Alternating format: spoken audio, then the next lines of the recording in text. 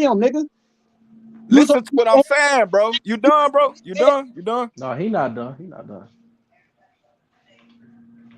Bro, before Bill came on the show, we was having a a civilized, decent boxing conversation, bro. Tim, you know what? Swear to God, bro. Listen. Hold on. You telling me to listen. I was in a full conversation with you, and you don't cut.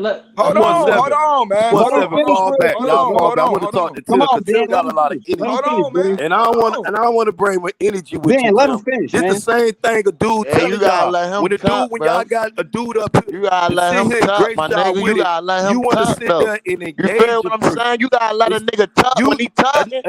When he talk, you can't just cut a nigga off, bro. You gotta let a nigga talk. Let him talk, man. What you mean let him talk? I ain't even finished my statement. What you mean let him do? This what I'm talking about. I ain't trying to sit here passive. And if y'all learn understand why this man's so passive about his son, you won't be worrying about why dude Bill always talk about his money. The man's successful. You should learn that, Tim. And y'all should learn this shit too. Y'all sit up here arguing about some of the vainest shit though, bro. Learning this shit day in and day out. Y'all crap, bro. Y'all gonna sit up here and be caught up. Bill talking about his motherfucking money. Hebrew, hold on, Hebrew. And let me say this. What? My name Benjamin Israel. My name not Hebrew. My name I'm sorry, Benjamin. Listen, brother. Let me say this, Benjamin. Man, you done had our words, right? But I'm gonna be honest with you. Like the last week, a lot of times I'll be on here. I don't even jump on the panel. I just be quiet because I enjoy the show. I enjoy all of you brothers' conversation, right? And when that white boy came on here, when that white boy came on here, I was like, God damn, Benjamin, know what shit? You really held your shit down. So I earned a new respect for you with that. I'm just saying in general, when you say brothers is getting into their feelings and X, Y, and Z, you realize the brother that you co-signing with, he the one that, because I was trying to. Listen, we all see Sports 7. We all, this is what I'm trying to. I came up here and didn't say the word, but I wanted y'all to just stop. Because I understand what Tim's saying, like I understand your point. I understand Trey. I can defend it by myself. I see what Trey going with. I respect it. He the only one telling y'all, damn, the man came up here to bless us with his insight about his son. Y'all been Tim, you was very disrespectful, my G. That's why. All right, bet. All right, can I talk now? Can I go now? You entitled to your Can opinion. I go now, bro? Can I go now? Y'all gotta cut that soft shit out. Go ahead, Tim. Go ahead, Timbo. Let Timbo go. Go ahead, Timbo. Straight up, man. Damn. Like I was saying, man. Before me and Bill had bad words, bro. I'm on record, bro, on multiple channels. I'm defending Bill, nigga. I always said Bill good for the sport. Nigga, people clowning them, horning them. I always took up for him, even though I got Tank beating him, nigga. I always fucked the Bill and respected him, nigga. But when he came to this channel, nigga, it was only like, it was me, H, and I think Taco. It was just us on this motherfucker. It was about 5 niggas up here. No, not at first. Not at first. It was just me, H, and Taco, bro. So we saying we want to see Devin versus Shakur. That's the only thing we saying, nigga, literally. He came out of nowhere, bro, and said, man, y'all niggas cap. Y'all niggas goofy, man. Y'all niggas up there lying. So we like, bro, what the fuck you, nigga, that shit fucked our hands up. Like, what the fuck you on, bro? That's true. I swear to God, bro. Yo, we do that, bro. We like, where the fuck that come from, nigga? What you mean we cap? We goofy. What you mean? We cap and we want to see the fight. Because we want to see a fight, bro. Swear to God, bro. That was the only reason, bro. We did nothing else wrong to this man, bro. If this is what Bill out here doing, though, he's marketing his son, my dude, to the highest level. I can see that ain't what he's talking about. That ain't what Tim talking about, though. I know what he's talking about. He's talking about the respect, the verbal. Right. It goes when you. So then after that, when you see what the man after say, that, then that's when all the hot stuff. Hey, Ben, let him finish, Ben. This is the second time you cut him off, though. Let the brother finish, though. Go ahead, Tim. Nigga, hell yeah. After that, nigga, you want smoke, nigga? Oh, it's up there, nigga. Bet, nigga, it's on, nigga. I'm hot-headed too, nigga. I got a temper too, nigga. Believe that, nigga. I can go with the best of them, nigga. I don't give a fuck who you is, nigga. So yeah, I got to being disrespectful, nigga. And he was on disrespectful shit too. And even in the midst of that, nigga talking about. And that's what happened because Tim ain't said nothing till Bill had disrespected me. That's right. Bill disrespected me a couple of times, and that's when Tim was like defended me, like, man, hold up. You know what I'm saying? Oh yeah, I forgot about like, that. He tried to come on you hard, H, for no reason, bro. Yup. And Tim defended me. That's how Tim got involved in the shit. Yep. Even what's the other brother? I'm sorry, I got you fucked up, Benjamin. But I get you Hebrew confused. But the other brother, because me and Hebrew fight like cats and dogs. But and he the cat for the record. But me and Hebrew fight like dogs. And even Hebrew felt some type of way because even he stepped up and defended H, and he went on Haney, Mr. And let me forget, I say Mr. Bill Haney all day long. He even went in on Mr. Bill Haney a little bit with that because, and I didn't jump on that panel because to me, I didn't feel like that was my place to jump in that conversation because I felt like it was a certain set of heads that should have been in that conversation. So anytime I talk to Mr. Haney, it's all about respect. But Mr. Haney was on some bullshit when he came on the panel. Now he was in his emotions. Now, did he have a right because he was defending his son? You damn right. But that don't change the fact that he was in his feelings. He was being a little disrespectful when he came on this panel. Straight up.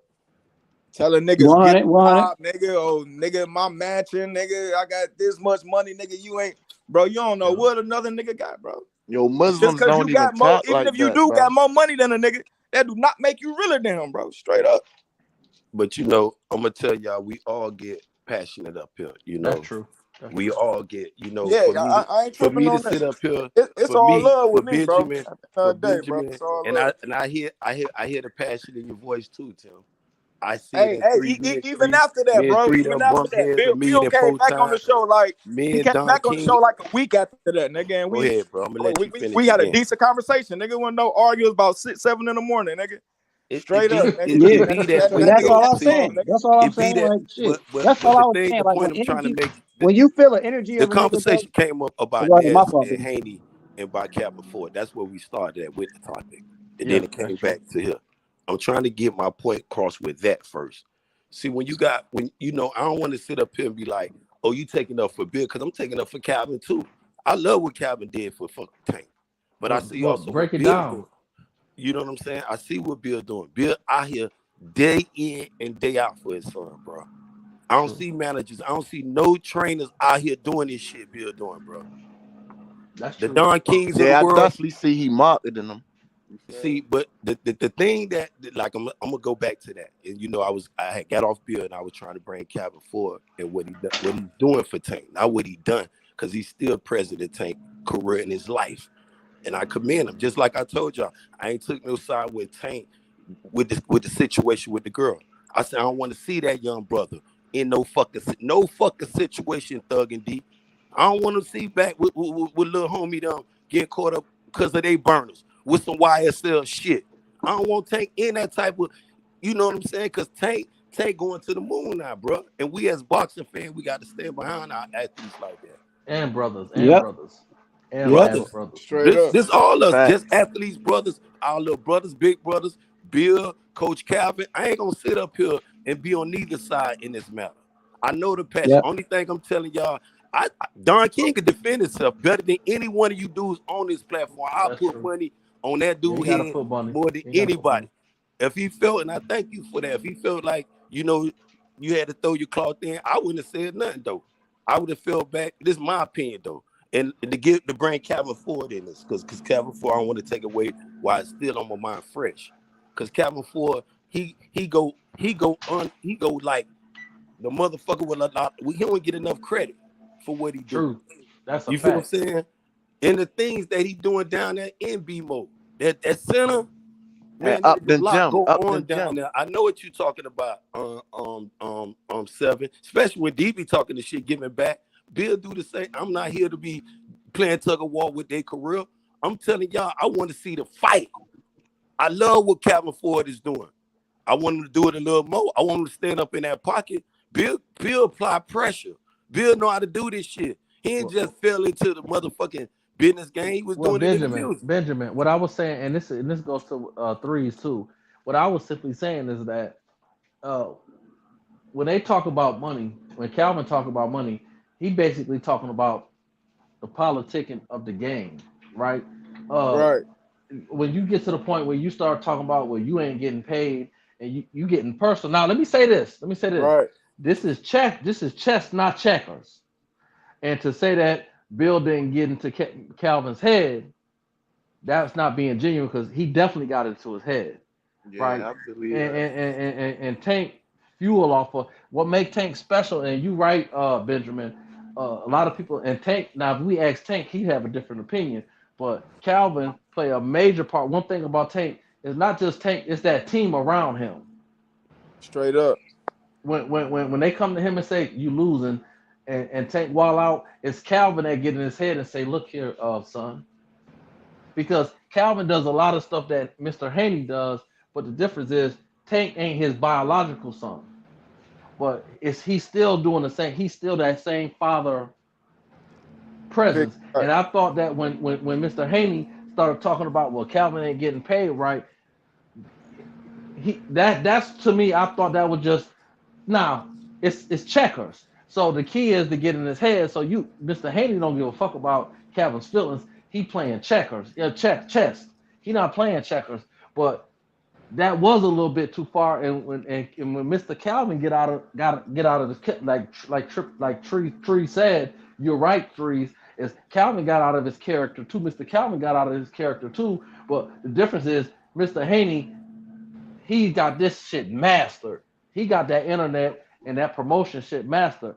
Mr. Calvin, he ain't with all of that internet because the difference between Mr. Haney and Mr. Calvin is that in Tank and Devin, and no disrespect to Devin, because I love Devin, and I love what Devin is doing because he's a black man. He's representing the right way. But don't get it twisted. Yes, sir. Not to cut you off, would you say Bill Haney like Chris Eubank when he get to talking to niggas? Say that one more time, brother. I say, would you say Bill Haney like Chris Eubank when he get to talking about niggas? Like he just be passively talking shit? I don't want to talk about Mr. Eubanks because I don't think Mr. Eubanks. I was talking about Junior, not the old one, the Junior. But yeah, I wouldn't compare none of them because Mr. Haney's a different breed. He's like something new. Yeah, that nigga something else. That brother, and I said nigga, I know, but he's something different. And I'm just saying he came at Mr. Calvin in a different way. Mr. Calvin and Tank, they not with all of they humble, bro. They ain't with and I'm not trying to take nothing. And let me say something. I'm not trying to take nothing from Mr. Bill Haney, and I'm not trying to take nothing from them. But I'm just saying, and I'm not even judging Mr. Bill Haney for how he did it. But I'm saying like Mr. Calvin, they different. And you doing all this talking. Bill Haney let you know he been on the YouTube shit. You ain't never heard Calvin talk little shit, bro. Where the money, the belts, money over belts. Hold on.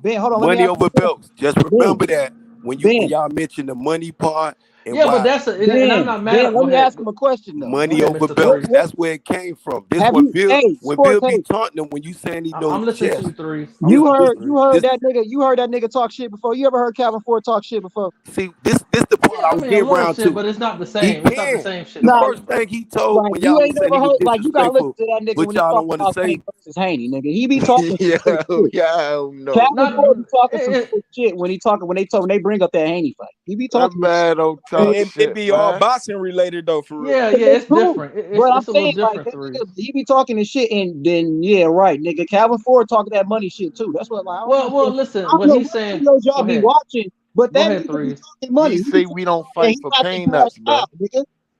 He be saying that shit. Like y'all get that. Well, Threes, let me ask you this. Cal talk money when it comes to the business part of it. He's not talking about his personal, Mr. Haney.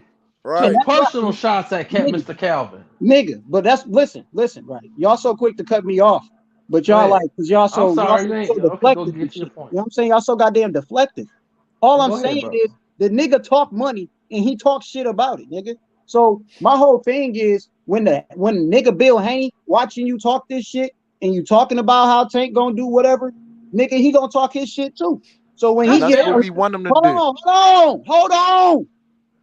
That nigga talk his shit on another level.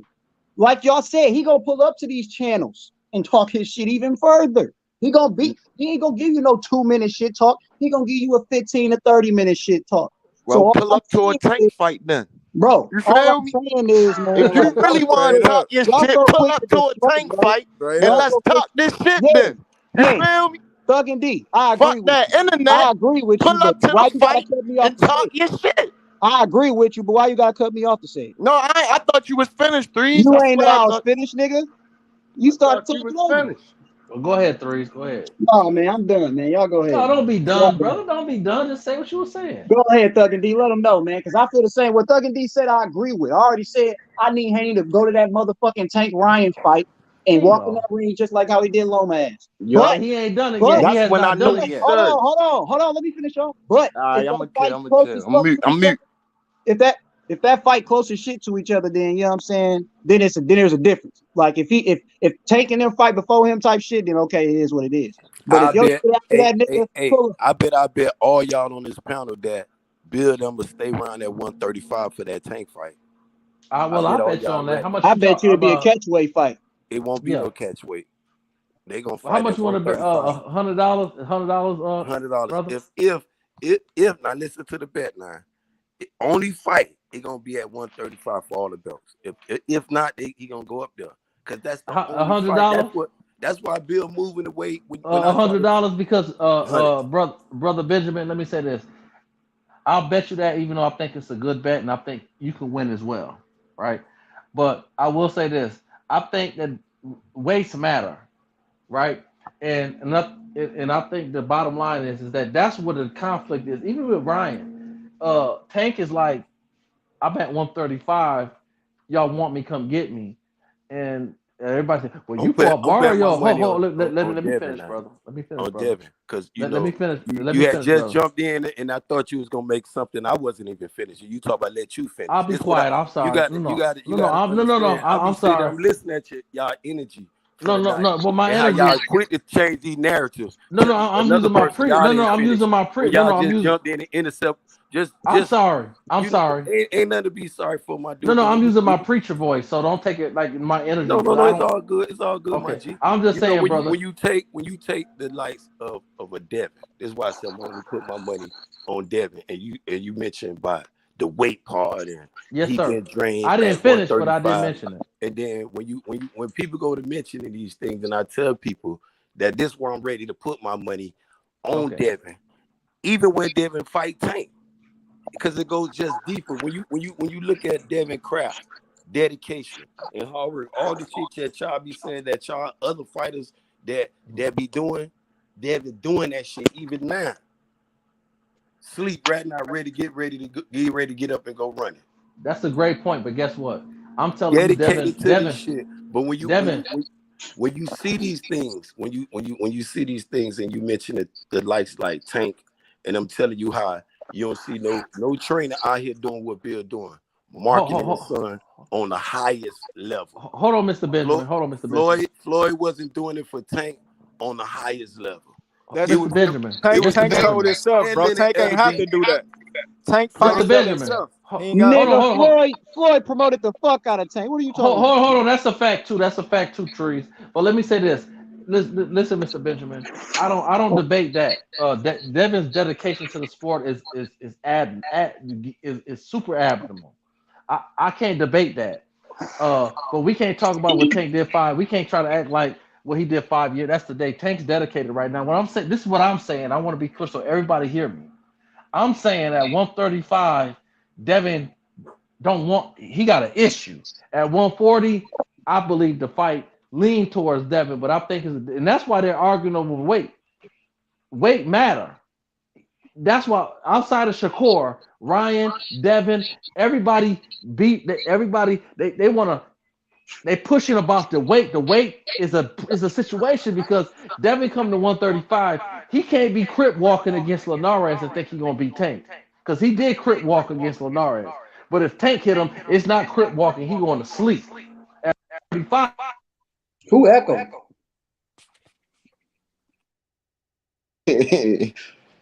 Sports 7 in the studio with the buffoonery. Yeah, somebody had an echo. That was Sports 7 with all that buffoonery with them echo. He started echoing. That junk had done caved out. But and it's not to take away from Tank power. I'm not questioning Tank power. Tank got enough. I tell people on a daily basis, Tank power can carry him all the way up there to super middleweight, but his stature at 5'4", people won't be afraid of that power when they can outbox you. Devin is not afraid of that power. This is not no Leo Santa Cruz. You feel what I'm saying? This a hell of a boxer too, bro. You just can't outbox Tank, bro. I think it's the opposite. I think Devin is smart enough to be afraid of the power. I think that's the opposite. Fight not happening at 135, bro. They gone, bro.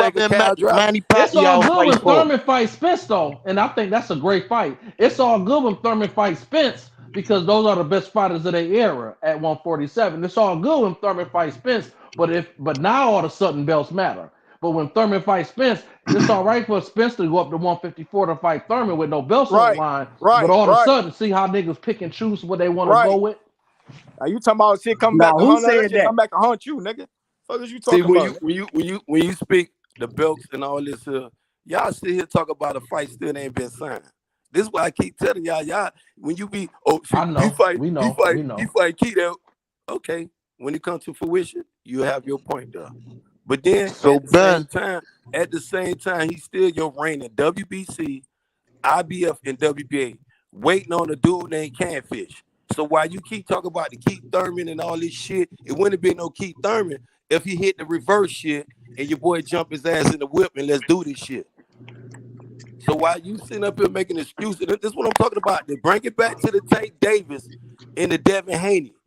Them two got those roads gonna meet, and it's gonna only meet at 135. Cause y'all sit there and let Devin keep getting bigger and Tank can't go all the way up like Devin can go, bruh.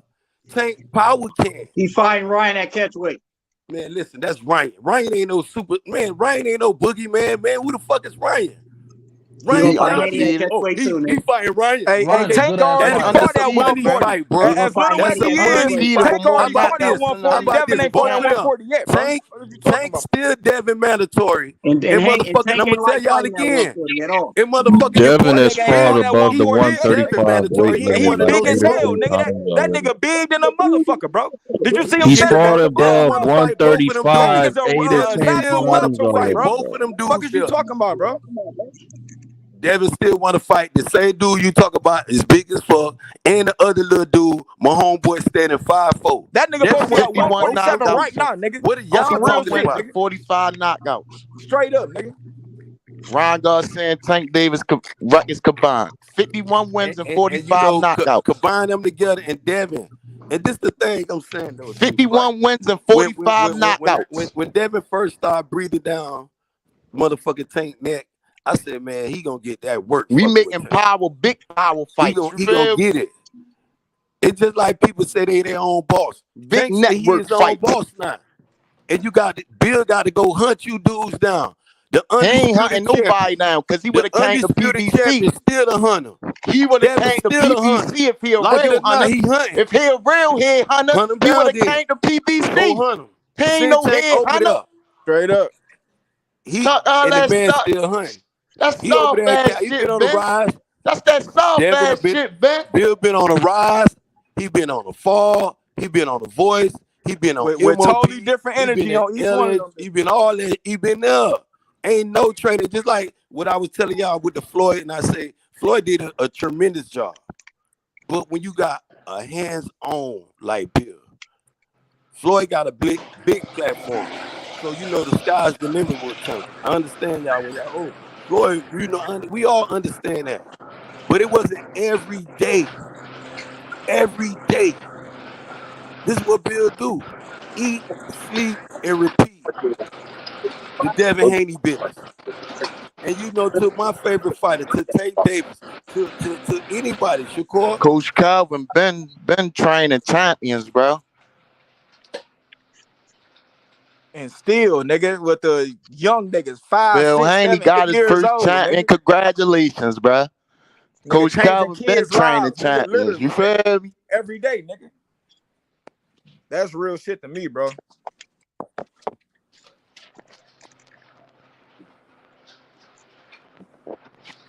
Hey, somebody got some background noise, I think. Oh, that might be my shit. It's all good. What's up with it, Phantom? What's good, Cisco? My boy Cole. What up, Cole? What's good, H? What's up with it, Cole? What you think about what they saying? They talking about Tank Davis and Devin Haney. What's your thoughts on Tank Davis and Devin Haney? Who you like in that fight? I rock with Tank, bro. You know, that's my guy. You know, them way there. But man, bro, that's a good fight, bro. But right now they both got opponents. You know what I'm saying? I just see Tank beating all of them at 135 and probably 140, to be honest, bro. I just feel like his skill set is too much. He got too much weapons in his arsenal. You know? I go back and I watch the Regis Prograde fight versus the Payda and shit. It's like I don't feel like it's nothing like these guys is showing me that will make me change my mind.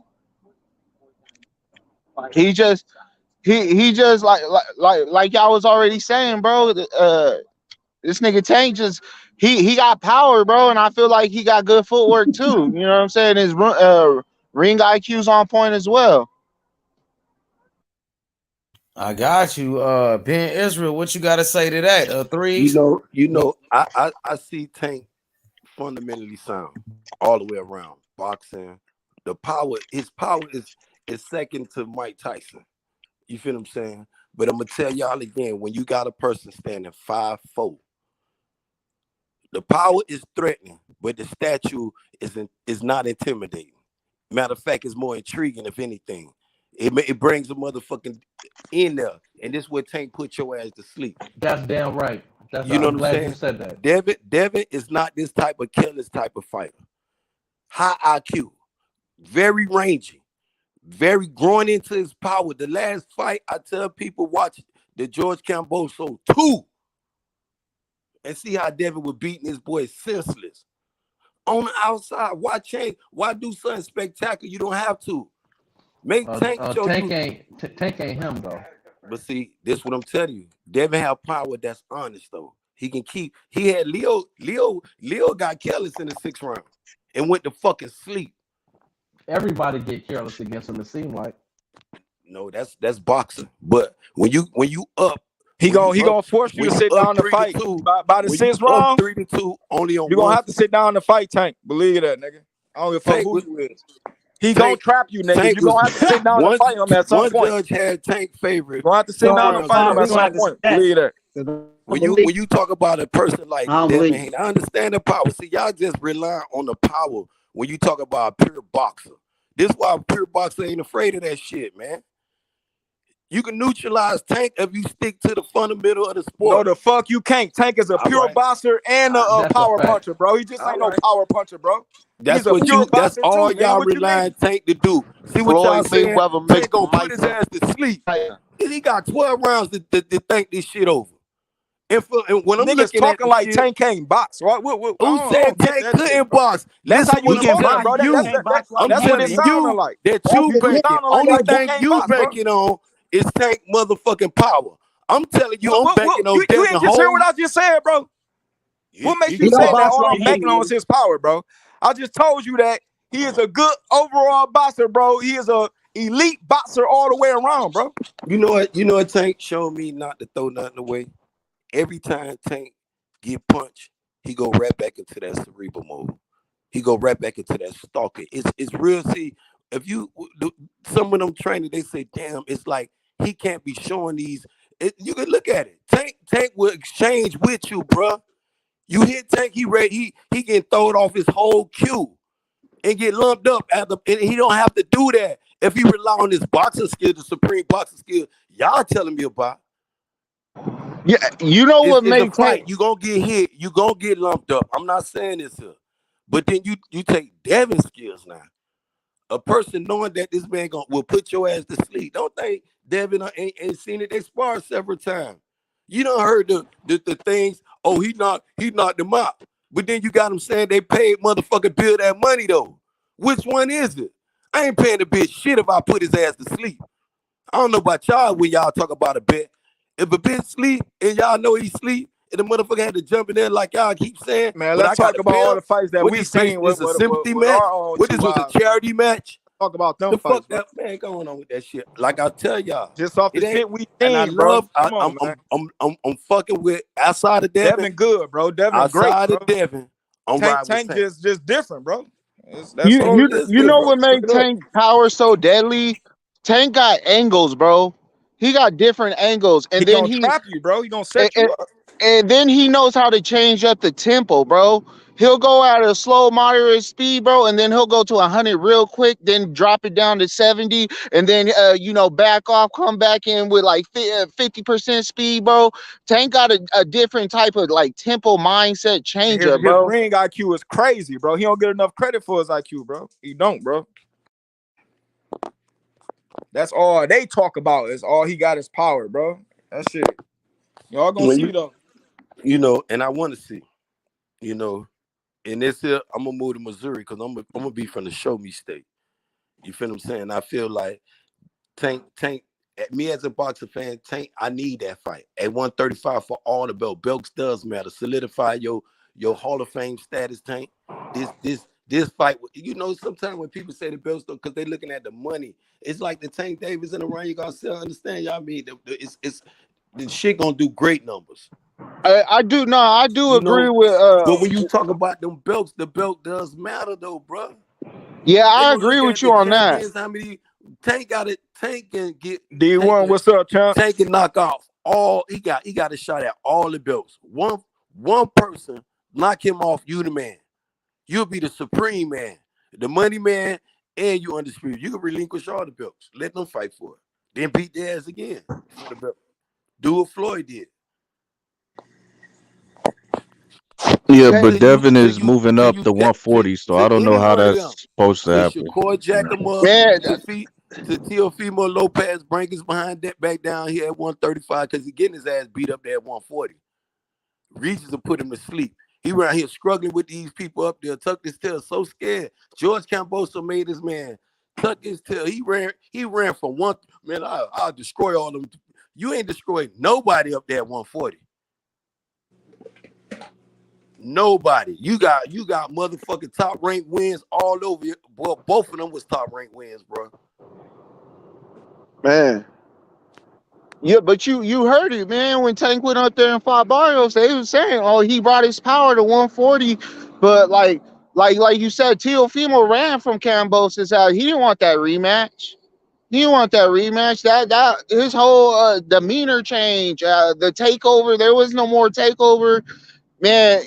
You know what? And that does make Devin the guy.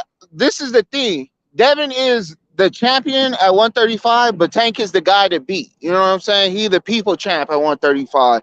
And that fight do need to happen at 135, bro, because it's all the belts and it's all the clout on the line.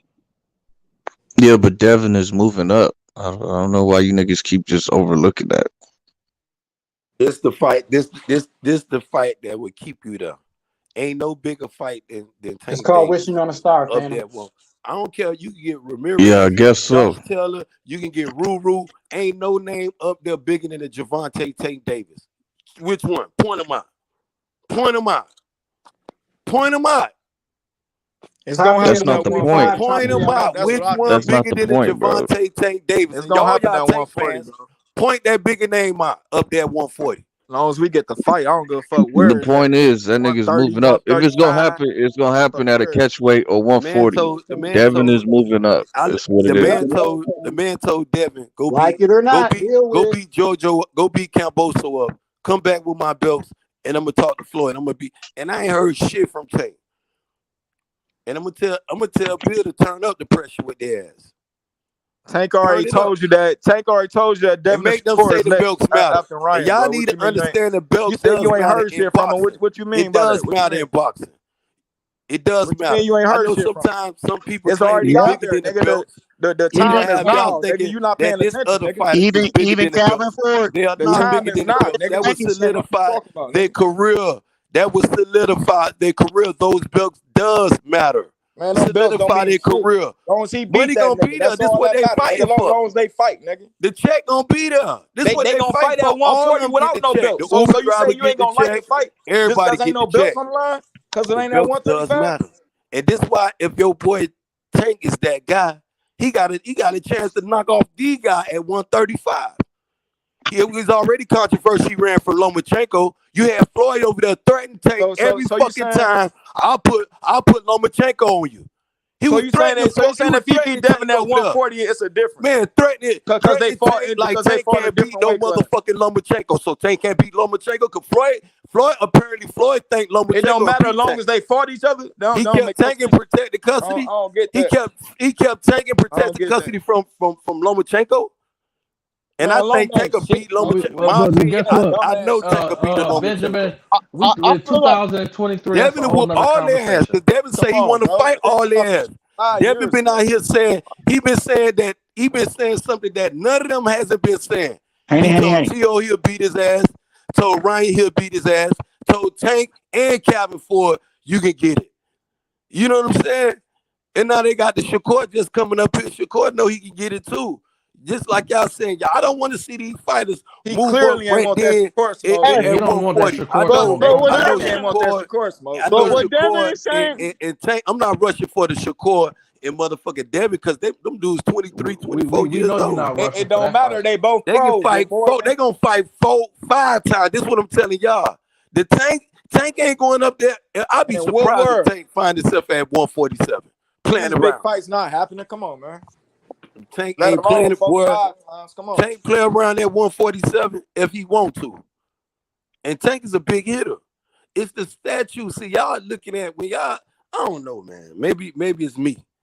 Because I know if a dude Pacquiao the same size. If a dude's 6 foot, right? You got to do Pacquiao the same size as Tank, bro. Let's say a dude record is 20-0 with 4 knockouts. But a superb boxer, 6 foot tall. He finna fight Tank. Oh, Tank finna knock his ass out. He don't got no power. This the same thing they saying about Shakur. For real. But I'm still betting against the boxer. I'm telling y'all. Because he don't have no threat against. He ain't scared of that because he gonna get up out of there. He ain't gonna be sitting around because he know Tank. If I sit there too long, I'm going to sleep. That gonna be in his conscious mind and in his subconscious mind. He gonna be able to do that the whole 12 rounds. He ain't gonna be able to do that the whole 12. Yeah, you got to fight. That's the thing. You can't. Here's the Devin thing, showing you not against Tank. Became world champion. Not against Tank. That's what I'm saying, bro. Devin elite southpar. Devin has became undisputed champion. Larry Holmes, Sugar Ray Leonard, even Roy Jones, Pernell Whitaker. The thing is talented as those brothers was, during the durations of their fights, there was moments that they said, you know what, fuck this, I'm about to go ahead and stand in the center and fight. That's all I'm saying. I'm not saying, I think that's a 50-50 fight. Devin is a great fighter. I'm not taking nothing from him, but this man, he's just going to pop shot him for 12 rounds, and he's not going to have to get in there and fight. When he fought Linares, he was crip walking to his corner. And I'm not going to take that away because I thought Devin Haney put on a goddamn exhibition on Linares. So I'm not going to, and what happened is, Haney actually recovered and eventually got it together. But I'm just simply saying that's just an example to show you that no matter how much you pop shot and use your size and your reach and your skill set and blah, blah, blah, the difference between Tank and these young brothers is that Tank don't give a fuck if you hit him. Straight he up. Don't mind. It's a fight. Mike Tyson said at the end of the day, it's a fight. And that's what made Holyfield so great. That's why Tyson struggled against Holyfield in any era. As great as Mike was, he was always going to struggle with Holyfield because Holyfield will fight you. Devin Haney has yet to show that he's not a fighter. Shakur's not a fighter.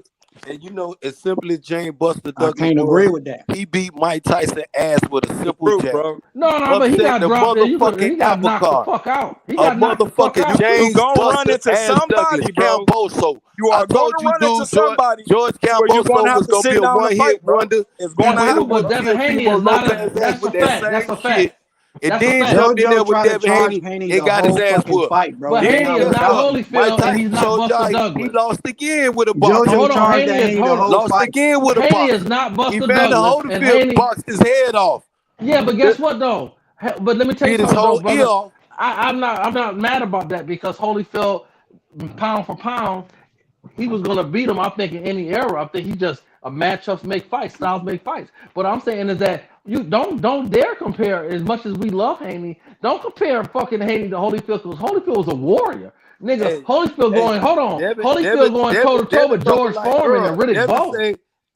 Devin talking like Devin Haney not going toe to toe with them niggas. Throw him on the deep ends. He say he won't take. He ain't none of that. His defense ain't all that. Bro, that's just fighting talk. That's just boxers talking shit. That ain't shit, bro. Tank say he don't want Devin? Devin Haney to Holyfield. Why Tank say he don't want Devin? Toe to toe. Why Tank say he don't want Devin? Make it happen, about, bro.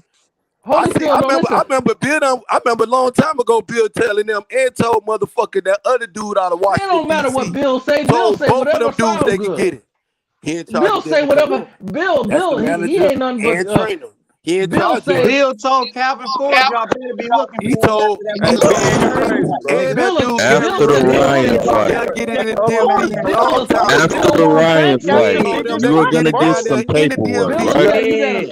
And when you get this paperwork, it's gonna be an offer you cannot say no to. You know what I'm saying? Once that paper hits your desk, nigga, it's no more talking, nigga. It's time to fight. No more podcasts. No more StreamYard, nigga. When that paperwork hit that side of your desk, nigga, it's time to fight. Exactly. It's time to make that shit happen, nigga. After that Ryan fight, let's make it happen. Don't compare. Yeah, don't compare Devin Haney to Holyfield because I don't like Holyfield. Hold on. He got you, sports. Damn. I know, brother, but I got to say it again because I got to get a new roof. I need a new roof. Listen, we need a new roof on the church. So I'm gonna say what I got to say.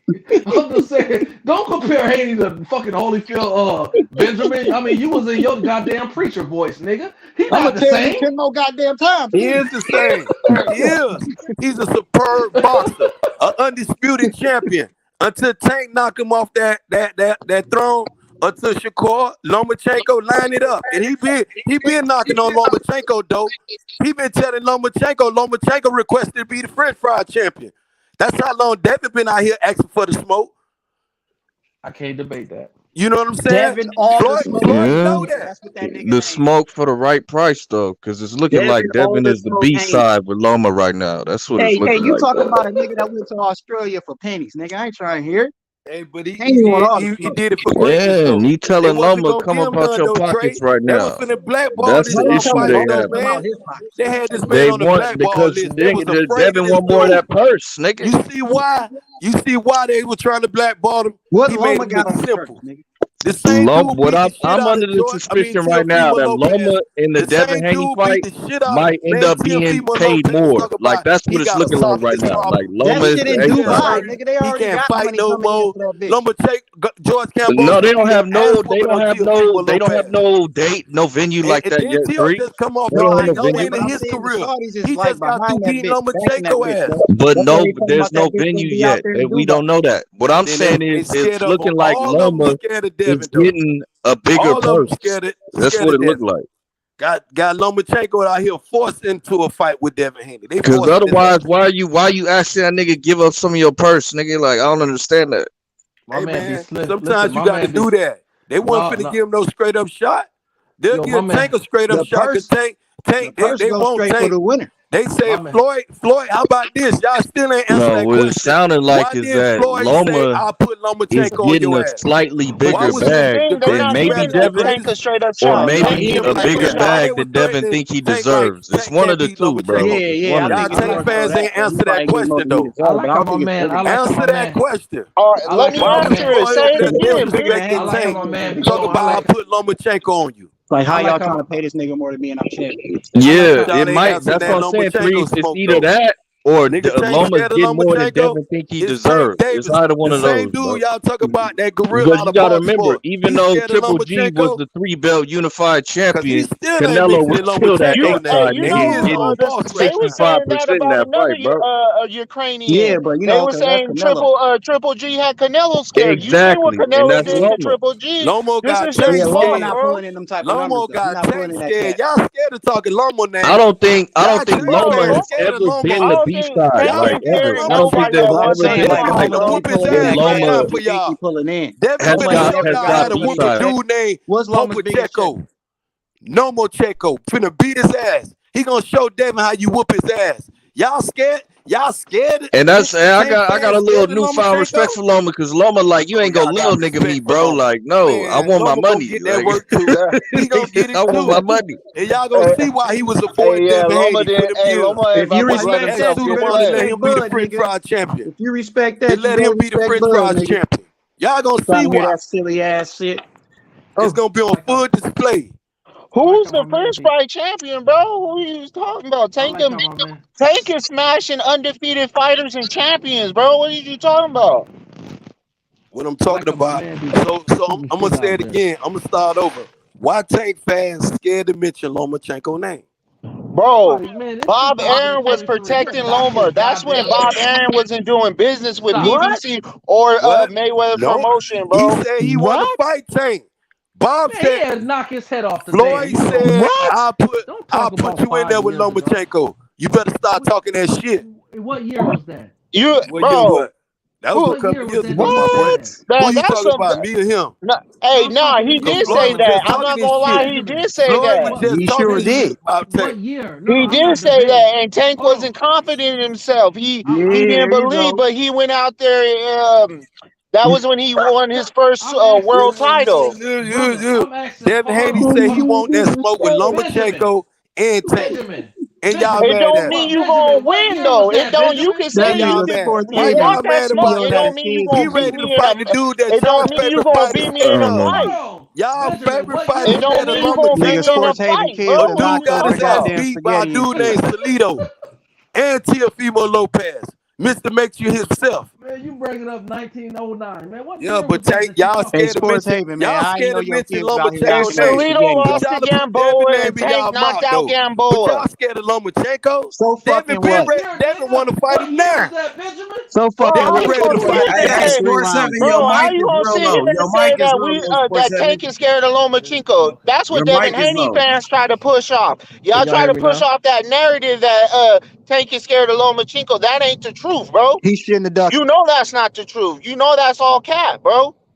Can I y'all hear know me He now? one said they fighter was not setting him scared up. of Lomachenko. That's Devin the Nightmare Haney. Yeah, Can you y'all hear? good now, Sports 7. You good Okay, now. so Benjamin, what year was that you talking about? Ask your homeboys. No, I'm I ain't gonna asking give you, you no. brother. They told No, you. brother, I I'm just asking told you a you. couple of years ago. You It still wasn't a asking about couple years ago. what? Since you don't know, Like you still don't 5, know. 6 And Tank years then, was ago. kicking his ass. But and when he then signed, after when Tank signed that after that contract, interview, he Tank finna said he lose it wanted all. Lomachenko.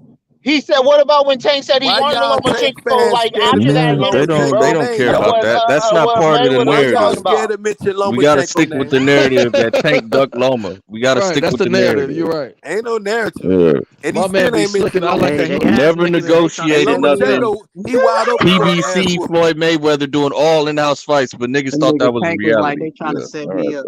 bro. Lomachenko ran and became French Sounds good to fries me, bro. champion. He became y'all French fries champion. Let me ask you this: when did He Lomachenko said Mayweather said that make he a man was fight said outside I of don't want none to of fight my PBC? Devin. purse money, nigga. That's what's going on.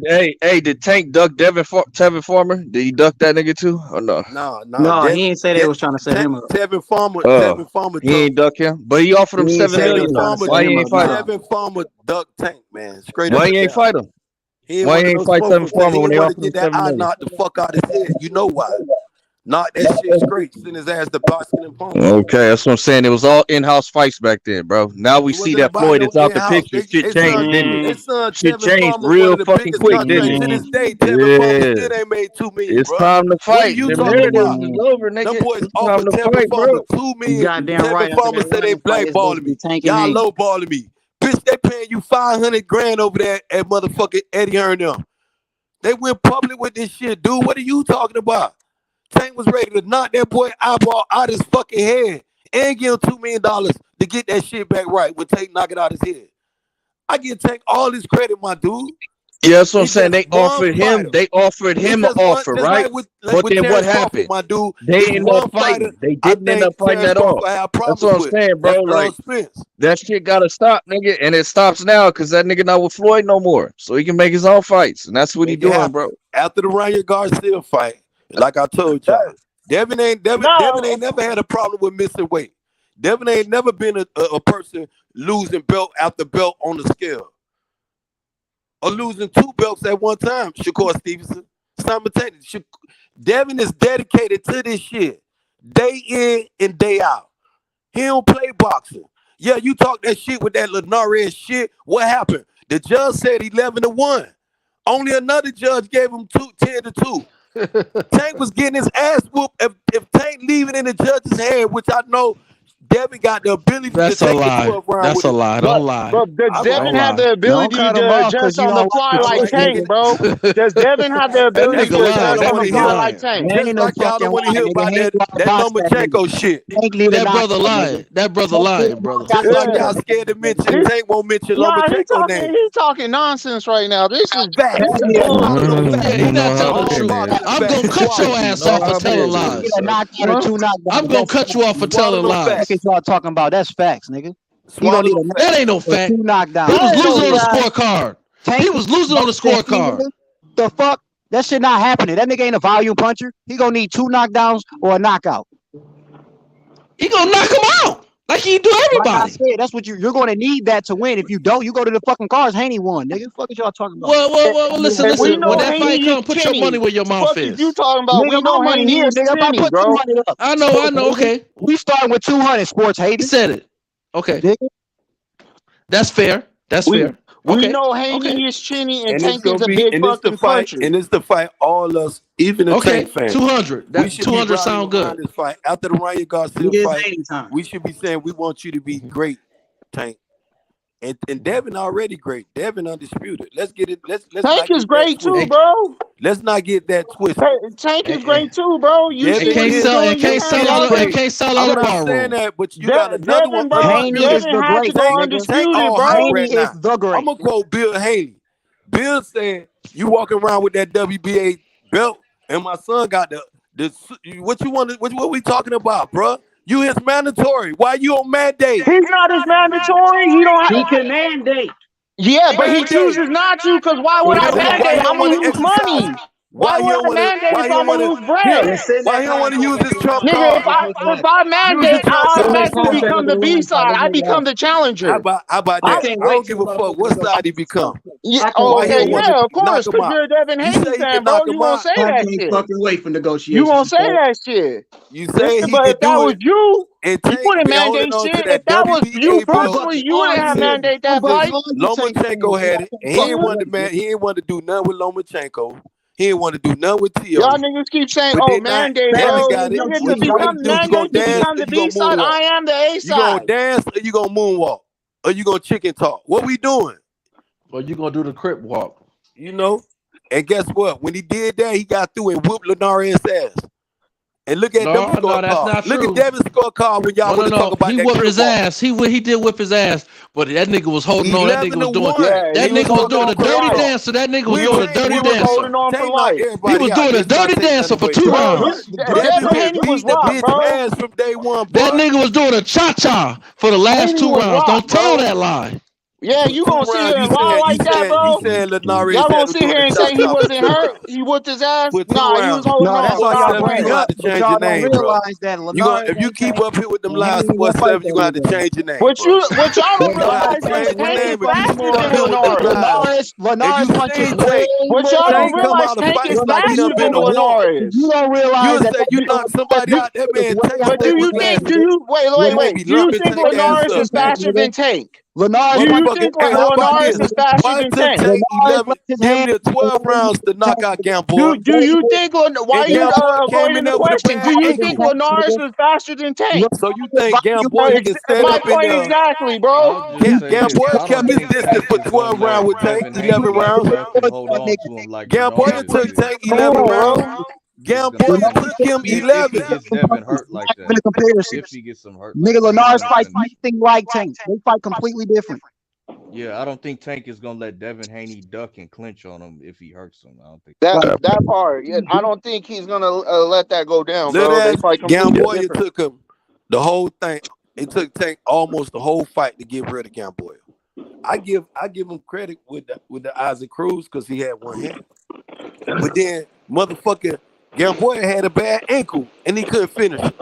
So you telling me Devin can't keep it at bay for 12 honest rounds? But he finished them, right? He finished them, right? Hold up. I said if Devin Haney gets hurt like he got hurt by Linares, like exactly like that, like stunned and can't really know where he at for the moment, Tank is gonna finish him. He's not gonna allow him to clinch on him like that. Yeah. What if Bill said? What if Bill knock his ass out?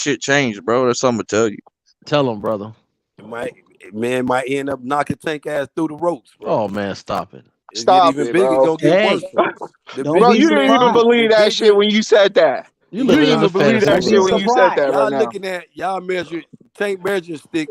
Tank gonna be getting touched. You know what I'm saying? He gonna survive though. Tank Tank ain't gonna fought survive. nobody else at 140, but Mario. Devin ain't at 140. He at 135. Who are you measuring? Where's Tank's measuring stick at though? Where's Tank? Where are you measuring Tank from? Where's the measuring stick you got for Tank? Where's the measuring stick you got for Tank though? Beating Tank little ass. 8'4" Haney. I want to send him up there to 140, either with an ass whooping or beating Tank ass one. Cause I believe in Devin like that. See how I said that? Well, Y'all can't say that about Tank. Y'all scared of Tank. Well, I don't believe I can fly. Y'all won't mention Lomachenko R. name. Kelly said he could fly. And he his own boss now. Go beat R. Kelly said he could fly. He made a whole song that said that's he could fly. Devin's job. Flying, bro. Tank gotta fight, nigga. Devin gotta handle that candle, nigga. That part. R. Kelly made a whole song saying, I believe I could fly. He found Jesus and then lost him in the next song. I don't even know what you're talking about. Oh yeah, you do. If you listen, you'll understand. You're so busy. I can't God gave you two ears and one mouth. God gave you 2 ears and one mouth, but your mouth run more than both your ears together. So you can't hear nothing. I can't get with that R. Kelly shit. I apologize. Yeah, I understand. I you you gotta want to run pass that Kelly judgment on shit. another That's brother. not I good. know. I know. You know what I mean? I know. Hate on another nigga. I know. I Yeah, know. I don't know about that Kelly shit, bro. Yeah, I know. I know. But you got 2 ears and 1 You mouth, must but be your in the mouth running. Hold on, 7. You were just up here throwing dirt on Bill, talking about Who Strange threw up dirt on here hating Bill? on a brother. That's Hold what on. you Who said, threw dirt? Mr. Haney. You put Mr. on it, but when dudes do that, I already, you got a No, little. I don't know. No, I don't know about what you see. No, I don't know about all that, brother. Yeah. No, And don't do at the that. end No, of the no, day, no. I've Bill been Haney, hold on. I've been Bill Haney ain't gonna say a nigga can knock his son out. Period. yeah. I've been hold on, brother. He can say that. Hold on. He can say that. Let me He address. gonna say, "Get him, Craig. I Let can me down better address. than that. Hold on. Get him, Craig." Let me address the brother. I didn't, Miss Benjamin. I didn't disrespect Mr. Bill Haney at all. And please don't say I'm trying to. You see through. That's not what I said. I just have a different opinion about how the fight gonna end. Please don't slander me based on. Don't do that because I didn't say nothing bad. I didn't never disrespect Mr. Haney. Don't do that, please. I just feel that Devin Haney fans are only looking at Tank's power. They're not looking at his full skill set. They just swear that Devin can't get caught. We know Devin can get caught, bro. He got caught before in the Linares fight. We know this. These are facts right here. This ain't just hearsay or imagination, bro. This is coming from pure facts of what we done seen as boxing fans, bro. From watching all Yeah, I Devin mean it's Haney a and fight. Tank. You gonna Hold get on, let hit, him but cook. I just don't. Hold on, let him cook, cause you gotta let a Haney nigga respond, not another Tank nigga. Go ahead, say what you were saying. That's not how you do that shit. But go ahead, say what you were saying, Cisco. Keep cooking. All right, so that's what I'm saying. I'm saying for Devin Haney fans, y'all just thinking Tank's just this knockout artist, bro. He set niggas up to knock him out, bro. He baited Hector Garcia in, bro. Once Hector Garcia thought that tempo was, oh, I can hang with him, Tank almost knocked this nigga blind. It's a tempo game as well. It's not just it's a mental tempo. Like I'm gonna change up right now. I'm gonna switch different levels on his ass. Tank does all that, bro. He'll hit you down in the body and come headhunting too. We done seen Coach Calvin say, "Stop headhunting, nigga. Go to the body, and that's how you get the head." We done seen that happen before. And what happened, nigga? A round later, nigga, Tank knocked this nigga out. Nigga, the nigga couldn't continue. Nigga, a tall fighter, nigga named Mario Barrios, nigga with a good skill set, nigga. So what is we talking about? We can't. Y'all think just staying on the outside and just stay on the outside, work your jab. Everybody got that same plan, bro. Especially with Tank. They all know. I hear what you're saying. They all know he got power. Hey, go ahead, bro. I could also say the same thing for Tank fans. That y'all overlooking Hank. That you overlooking his boxing ability, his footworking ability, his ability to get in and get out. His ability to touch your ass, and if he do get touched by you, it ain't the hit that you really want. It's not a clean shot because of how much he fucking moves, and his defense is annoying. People don't like that he clutch so much because the clutching game that he does to you is annoying. He stops fucking fight. He slows down the fucking fight. And that's why. And hold on, let me finish, bro. Hold on, let me finish. And that's all I'm saying. So like when it comes to these two fighters, the only reason why I lean towards Haney is for the fact that he's not going to stay stagnant. He's not going to continue to do the same thing. He's going to be in there and he's going to get out. He's going to touch you as much to win that round. And he's going to do his best to keep your ass off of you. So I'm just saying that it's going to be a very hard fight for Tank because his volume is so low. So when it comes to the fucking rounds, he's going to need that deadly punch, that crazy punch, that ooh hit to take rounds from Haney. So my whole thing is a lot of people, when they talk about, oh, he's going to land this punch on Haney, it's like he's going to land punches on Haney, bro. Everybody's get punched, bro. Like everybody get hit. There's no boxer that went through any fucking fight without getting punched. It's not going to happen. Though. So my whole thing. So hold on. So my whole thing about that, when I'm saying that, is that the hits that he will land won't be the hits that y'all believe he will land. When Linares hit this nigga with that fucking explosion, bro. Haney was in the pocket with Linares trading with this nigga. In the fucking pocket with his ass, trying to motherfucking, you know what I'm saying, trying to knock his ass out. And he got caught for that shit. You know what I'm saying? He was winning all those fucking rounds so easily on his ass. That's true. He said, fuck it. I'm going to get in this pocket with this nigga. And he fucked around and got caught. He's not gonna do that shit with no fucking Tank. That's why we got 200 on he it. got way more. Hold on. Let me finish. Let me just land my plane because I'm about to be done. You know what I'm saying? He's not gonna approach that shit like he approached that shit with Tank because he got way more respect for Tank than he does for a Linares. Go ahead and cook. Right. I would agree with that, but I would say Tank has more experience fighting orthodox fighters than Devin Haney has fighting southpaws. So I wonder what Devin Haney's gonna do when they're playing with their lead hands. Tank is pawing at his lead hand. Like, where is he gonna shoot the jab from? At what angle? You know what I mean? When Tank starts banging him, y'all boys cooking. Y'all boys cooking. And that's why I give. That's why a lot of people say Shakur is too much for Devin Haney. I feel like that's a 50-50 fight. But when it comes to Tank, bro, Tank just I feel like not only Tank got good head movement, bro. Yeah, he get cracked. He likes taking hits, bro. He like getting punched, bro. That make him more mad. This nigga came from fighting off the street, bro. That's his MO. From fighting off the street and then tell his uncle, say, nigga, you take your little ass in the boxing ring, bro. You knocking these niggas out on the street. You know what I'm saying? I had a little dog. Hey Cisco, you remember that? I know you seen that video because I know Phantom seen it because he had showed it. But you seen that little video of Tank when he was young. He was 7 years old, and this little nigga was punching him, and Calvin was in the back. He said, you gotta let your hands go, Tank. You gotta hit him, and he motherfucking hit that nigga with the same shit he do. Like, if you look at Tank, bro, that nigga, like, that's what you talk about. Like, when niggas tell you born with some shit, that nigga born with that shit. Like, his whole movement, how he fucking hit your ass, bro, he been doing that shit since 7 years fucking old, bro. Like, that type of shit that he got, you really can't teach no motherfucking body, bro. He know how to move his body, bro. And, like, the thing about him, he always been that type of fighter where his volume wasn't high. You know what I'm saying? He's more accurate with his shit. He's more timing with his shit. And I fully understand what y'all say when y'all say that shit. My whole thing about it is he gonna be in there with a motherfucker that let her disrupt your motherfucking ass and has a volume.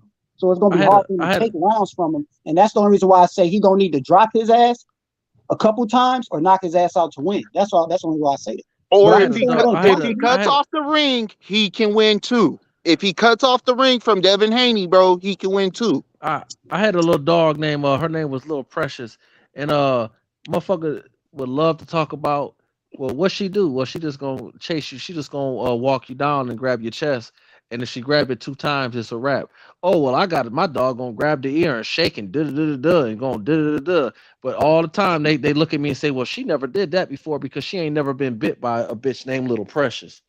And Little Precious took all that shit you had to give her because she was game.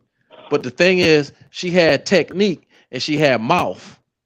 And that's all I see Tank as. And I'm not taking nothing from Haney, but as of yet, he ain't showed me he's a dog. And Tank is special. And the bottom line is that to have the mindset to say, well, if this is your gameplay, this one I got that 200 on there, threes, and I'm gonna take your money. Is that he gonna go 12 rounds? He just gonna outbox him? No, what's gonna happen when Taney get hit and his heart start beating a little faster than normal, and he start to gas out because he got to realize that I'm not gonna be able to just stall this nigga for 3-4 more rounds. I got to basically figure out how I'm gonna survive for 3. See, he's gonna have to survive. Damn, you was cooking, bro. Your shit cutting up. Where you at, Sports? Go ahead, because I want to respond. Making sure you finish that shit. What happened? Where you go? Trying to get we're not gonna come right back in. But to what you were saying, the boo facts together. Come on, Sports 7, get the boo facts together. He gotta land that. That's the whole thing about it. He has to land that ooh punch. You know what I'm saying? And it's gonna be hard for him to do that. Is he gonna touch Haney? Yeah, he gonna touch him. He gonna hit him. But is he gonna motherfucking get that motherfucking rocker? I don't know. I don't think so. I still believe Tank gonna get some punches off on his ass, but I just think that if Tank go in that motherfucker and he get anywhere near motherfucking impatient, it's not going in with. He's gonna have to continue to do what he does, but it's gonna be hard for him to do it because Haney's not gonna be fighting him like all these other niggas, bro. Hector Garcia was flat-footed in a bitch. That was too easy for Tank. Far too easy for Tank. Yeah, Hector was there to get hit, but Tank also has footwork, so it's not like Devin Haney's gonna present some tremendous footwork that Tank won't be able to deal with. Like, he can match his feet, I would say. And And like if you can say that he matches his feet, the problem with matching his feet is you can get there, but when I'm hitting you and I'm taking my step back, you're gonna have to go for your reaches, and your reach is not all the way there. So you're gonna be extending, you're gonna be stepping forward a lot more often to get your footwork off, and that's gonna leave your ass off balance on a lot of shots. Especially when the way that Haney's gonna fight this nigga, bro. If you come in there and with that lunge shit, you're gonna end up square on the line. You're gonna end up square on the fucking line multiple times trying to come forward. Happen to all the niggas that come forward. He's gonna end up square on the fucking line, bro. What if Devin come in there and feel like he got something to prove, like he really don't like Tank, like how it was with Tony Harrison and Jermell Charlo, like. See, and that's the thing. Like what you're saying is the problem with that whole fight. Tony Harrison got the showboat. Tony Harrison didn't get the That's what I was about to say. He won that motherfucking fight. Right, exactly. But Tony's defense is what the fuck the problem was for Jermell Charlo. You see what I'm saying? But Tony said Tony was a harder target. Hey, look, I just watched the interview on him on The Last Stand with Brian Custer and shit today. Yeah. That nigga said that he knew if he stayed focused, he knew there was no way Charlo could beat him. But he said that Charlo was inside his head, like he just wanted to show this nigga so bad how much better he was than him that he lost his focus and kept trying to do more when he knew he should have been fighting on the outside and sticking to his game plan. But he said he wanted that motherfucker to fight. You know what I'm saying? And that shit cost him. So I'm saying, like, what do you see Devin coming in like that? Look, what if they got tension built up to where he like shit? All right, nigga, I'm about to really prove, like, nigga, I'm the best, nigga. Like, I can see, and I hear you, Tim. But the problem, hold on. The problem with what you're saying, Tim, is they fought twice. The first time around, that motherfucker, Tony won that bitch. You see what I'm saying? He was focused. So my whole thing is, when Haney's going to be focused. I don't see him lollygag at all with no fucking. Not even. I'm just lollygagging, but he's not. But I'm saying he's not going to get to the point where he's trying to showboat and do more than what he needs to do to win. He literally went to fucking Australia. Hold on, man. He literally went to fucking Australia to motherfucking and on the first fight, literally beat a motherfucker with a jab because that's all the motherfucking game plan he could get before his father got out there. So he stuck with the game plan that Zab's father gave him. And that was the motherfucking jab. And he went out there and beat that motherfucker with that game plan. He did not hop off his fucking game plan. In the second fight, he came through with the full game plan and did even fucking better in that fight. So what I'm telling you is when Haney, like what a lot of people say, they're glad that Haney got that motherfucking hit from Linares. Because now he know to take these motherfuckers serious, to not do what you was talking about with that Tony Harrison shit. Because you gonna fuck around and get your ass caught out here. So my whole thing is, I feel Haney is too fucking focused, and the only way you gonna be able to beat that motherfucker is to box with him and motherfucking and go crazy. You gonna have to land that motherfucking shot on him, and Tank can box. So that's why it ain't like I got a 60-40 or nothing. I got it a 50-50 fight. I just lean towards Haney because I know that his boxing ability is great, and I know his footwork is great, and he's not gonna become stagnant like all the fighters Tank has been dealing with. So it's gonna be a very fucking tough fight. I feel you. That it's gonna be a tough fight for both of them. Yeah. Both of them, no doubt. But if we just look at it from the outside. Bill Haney saying that Devin gonna knock Tank out. So that might be the game plan for real. You know what I'm saying? And I understand that was a big fight over there in Australia, but a Tank fight, this different, bro. Like these your peoples, nigga. This America, nigga. This the biggest fight for real, nigga. This who gonna determine who the champ for real, nigga. So it's gonna be a totally different feeling, bro. I think there's that fight that nigga Devin might really come to knock Tank out, nigga. And Tank I highly doubt that. I think there's a difference between shit talking and promotion and actually what's going on in the fight. Devin Haney's not gonna be trying to do that at all. I feel y'all, but when two niggas really don't like each other, bro, nigga, the fans gonna win, bro. Most of the time, especially when they great fighters, bro. Straight up, it's gonna come a point in time. Them niggas gonna sit down and fight, bro. They gonna go at it, bro. It's gonna happen, bro. Yeah, I mean, eventually it's gonna become a fight. I think probably like around round 9. That's when a fight will probably break out, and we'll see if Devin Haney can, stand up to the power. Yeah, I ain't got Tank knocking him out early, bro. I got that shit going 8 to 10 rounds. Know what I'm saying? Shit, it's gonna be a good fight. It might go longer than that. Shit. Devin, great. Y'all Nigga. gonna get a whole 12-round fight. It's gonna go to the cards, man. Shit, we might get a 12 round. Tank. I wouldn't be. Tank gonna need to drop this nigga, bro. Like in them later rounds, he gonna need to drop that nigga. He gonna need to drop Haney. Like with that whatever round that was at Linares Stungle, he gonna need to drop that nigga in that round. You gonna need to fucking drop. I feel like he for sure gonna. I don't feel like he gonna need to do that. I feel like if he can't gonna go knock him out, 12 without I feel like he for sure gonna get some knockdowns. He gonna get at least 2-3 knockdowns during the fight, bro. If it go 12 rounds, Tank's already gonna be up for being the aggressor. No, that's definitely not gonna happen. He doesn't put out enough volume to be the aggressor. That's true, bro. If Devin stay on that back foot, he don't put out enough volume. He doesn't punch enough. He's not a volume puncher. How you gonna be the aggressor throwing 10 punches around? Like this nigga is a timing. He times you. He sets your ass up. He waiting for your ass to fuck up. That's what the fuck he do. And like the problem, like I said, the problem he gonna have with this nigga is Tank. Haney gonna be fighting like motherfucking Bivol ass was, nigga. He gonna be like, nigga, I don't give a fuck how many times you try to egg me forward, nigga. I'm gonna continue to do this. And Tank, like y'all said, is going to have to make it a fight.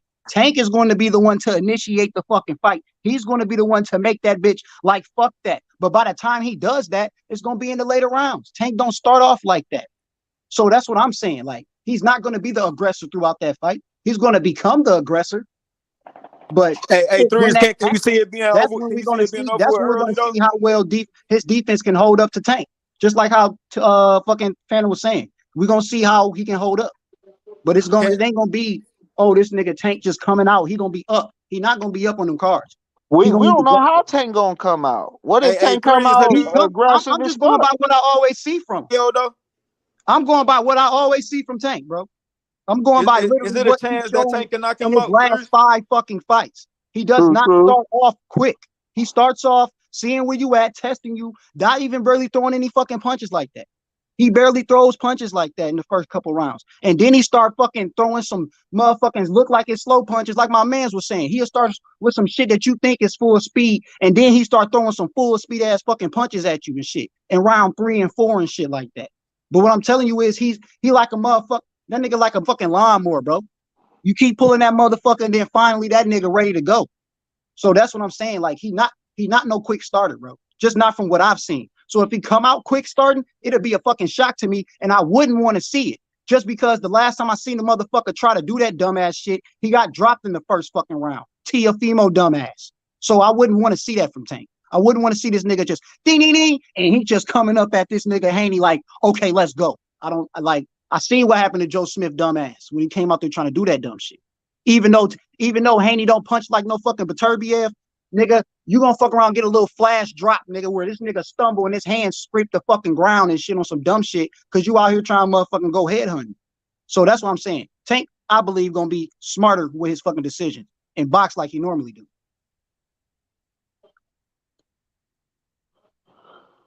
I can see that. I'm gonna say, nah, Tank is an intelligent boxer, bro. He gonna fill it out. He gonna see what Devin Haney's game plan is. Yep. He's gonna see it, and I'm pretty sure they're gonna prepare for somebody boxing on the outside during training camp when the fight happened. They're gonna be prepared for that. Yep.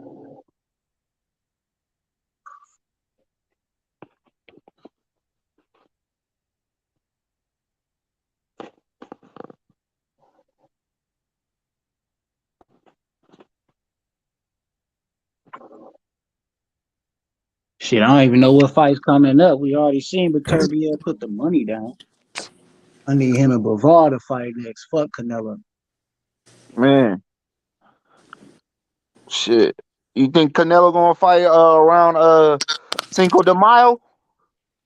Yeah, I need him to go and fight John Ryder so we got a better chance for Bivol and Beterbiev. Damn, y'all can hear me? Yeah. Yeah, people kept calling my shit. I forgot what the fuck we was just talking about. Damn. No, we was on that Haney and Tank shit, but I just flipped it because they got all quiet and shit. But shit, it's whatever. Yeah. Shit. Oh yeah, Hey, that's what I was I asking. got Tank. Hey, Fuck Breeze, it. you feel like the fight can end in a knockout though?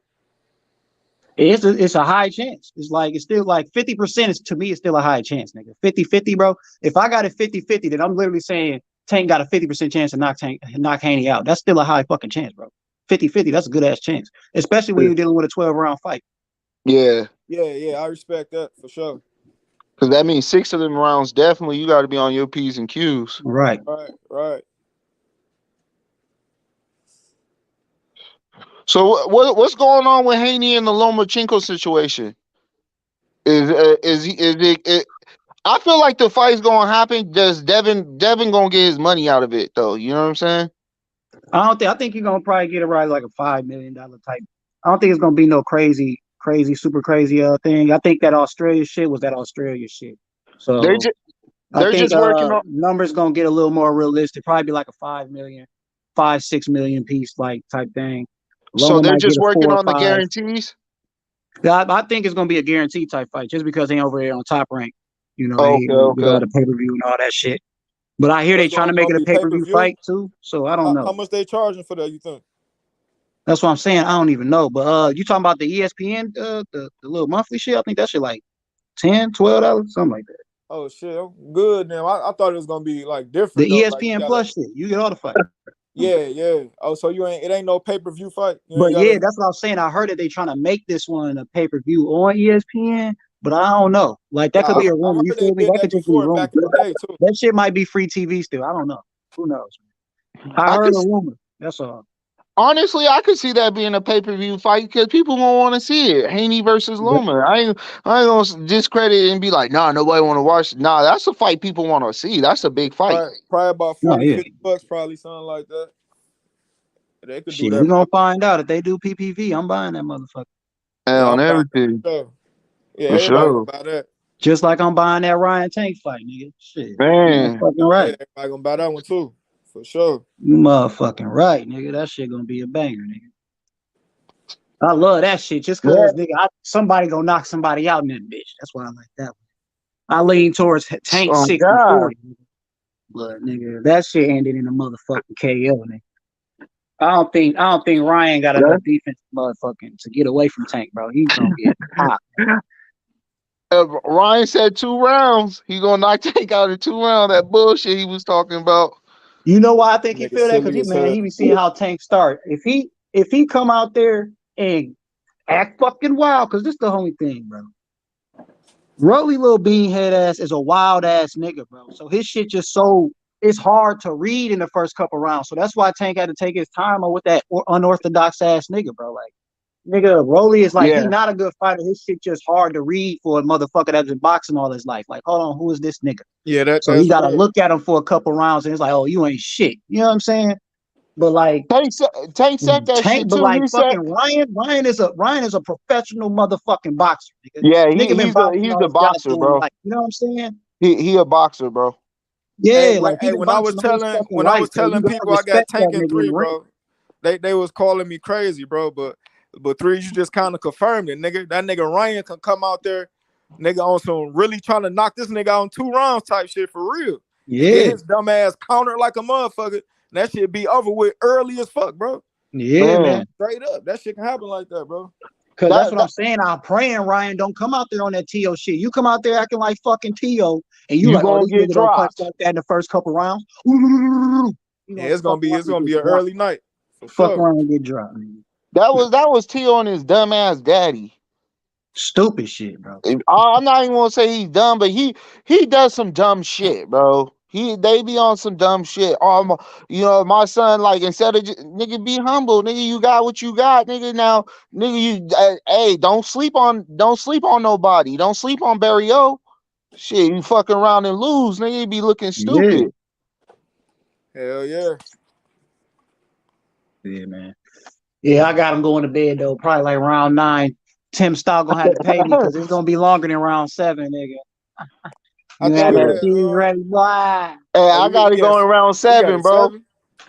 Yeah, Tim, I know I bet him because he said you got him going out at 7. I said it's going longer than 7.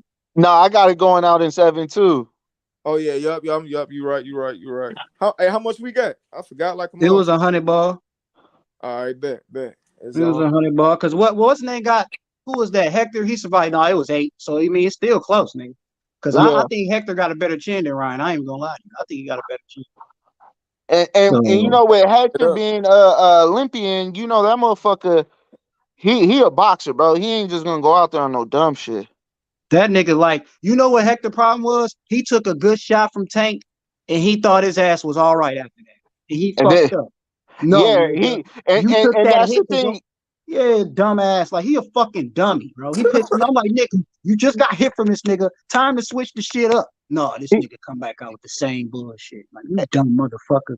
And that's the thing. When you keep getting hit in the same spot, you gotta remember, nigga, that's human flesh. That's meat, nigga.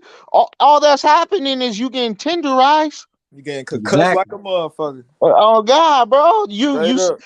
He softening you up, bro, for the finishing punch, bro. Right.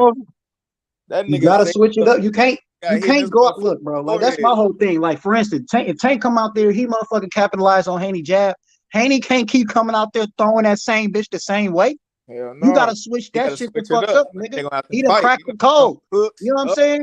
So it's time for you to motherfucking, like, that's my whole thing. And I know Haney can adjust. That's what I know. So the whole thing is he adjusts. Now he shut down the right hand, bro, it's over. You see what I'm telling you? Tank fuck around and shut down what you do, is over. And that's the whole thing with Haney. He's shutting down what you doing, bro. And that's why I love these niggas. That's why I love them 3 niggas, bro. That's why I feel like the only niggas that's gonna beat Tank, Haney, and Shakur is them 3. It's gonna be them 3. Then the only niggas that's gonna beat them niggas is out of them 3. Anybody else they fight, they gonna beat them niggas, bro. I can agree with that. On God. On God, we all obviously we seeing who it is, who really at the top of the pyramid right now, and it is them 3 inside that pyramid, bro. Yep. All of them hold a point. You know what I'm saying? And shit, I got all 3 of them going to 140 and being undisputed right now. Yep. I think Tank, Shakur, and Devin can beat all them niggas at 140 right now, bro. Yep. Yeah, bro, I would agree with that, bro. Yep. I want to see that because it's a lot of names up there, bro. A 135 versus 140 tournament, I swear to God, bro. 135 will fuck 140 up, bro. Bro, that shit'll be a crazy ass little motherfucking competition. I ain't gonna lie. That shit will be, because even Issa Cruz will give some of them niggas work, bro. Hey, oh God, bro. Fire. That shit fire. That shit actually be fire, nigga. I ain't gonna lie.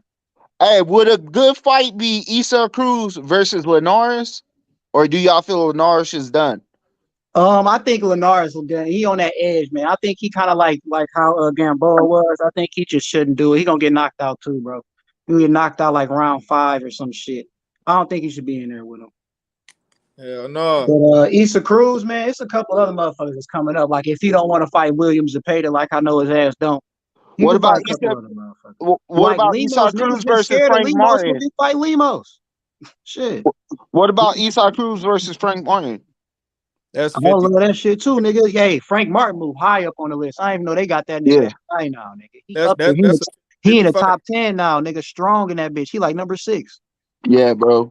Pitbull, a dangerous fight for anybody in the lightweight division. I don't give a fuck who it is. Hey, nigga, niggas was talking Keyshawn Davis and Frank Martin, nigga. I got Frank Martin, nigga. I got Keyshawn winning that one. I got Keyshawn beating Frank Martin. I got Frank, nigga. I think Frank, bro. That nigga too buff.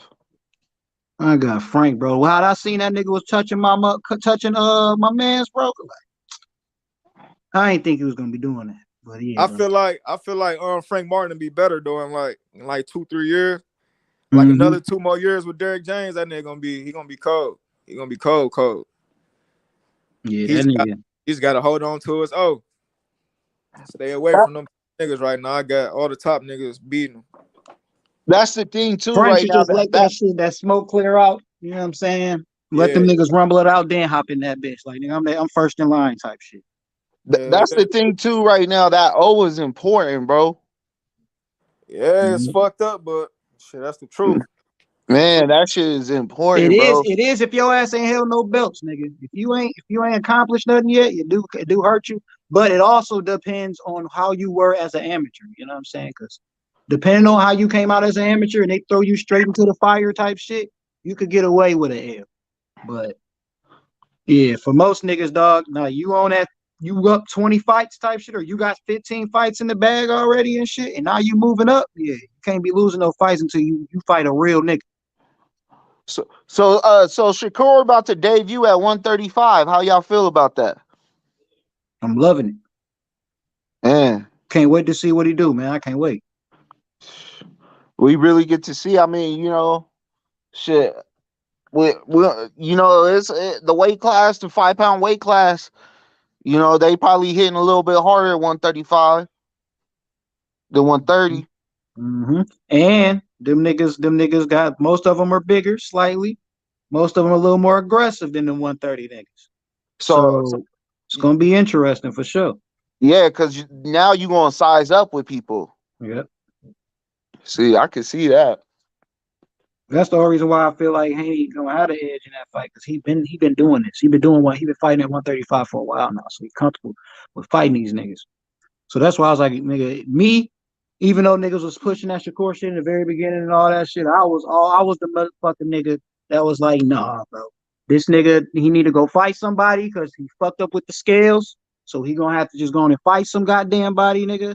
And Haney was already on this goddamn scale. We was already talking about this nigga look like Skeletor on the motherfucking scales and shit in that fucking Cambosos 2 fight. So I was already on the mindset of this nigga need to go on and move the fuck up. That's just how I've been. Just because I'm one of them niggas like, bro, I want you to be at your best when you fighting, nigga. I don't need you to be out here, you know what I'm saying? And you not actually at your fucking best, nigga. You out here struggling to make fucking weight and shit like that. Like, fuck all that shit. I know he got a new nutritionist and shit. Shit been easier, but nigga, fuck it, nigga. You fighting Tank, you fighting matters, bro. Niggas telling me the belts don't matter. You fighting Ryan at the catch weight. Fuck it, fight this nigga Haney at a catch weight. Fuck that part. I can see that happening at a catch weight. Yeah. You know what I'm saying? Shit, I can see them fighting at a catch weight just to make the fight happen. It's a big fight, but I can also see Tank going up to 140 easily. He already went up there and fought a big 140, bro. He wasn't comfortable at the time. Maybe he's a little more comfortable now. Yeah. You know, he is getting older, so you're gonna put some more weight on the older you get. That part.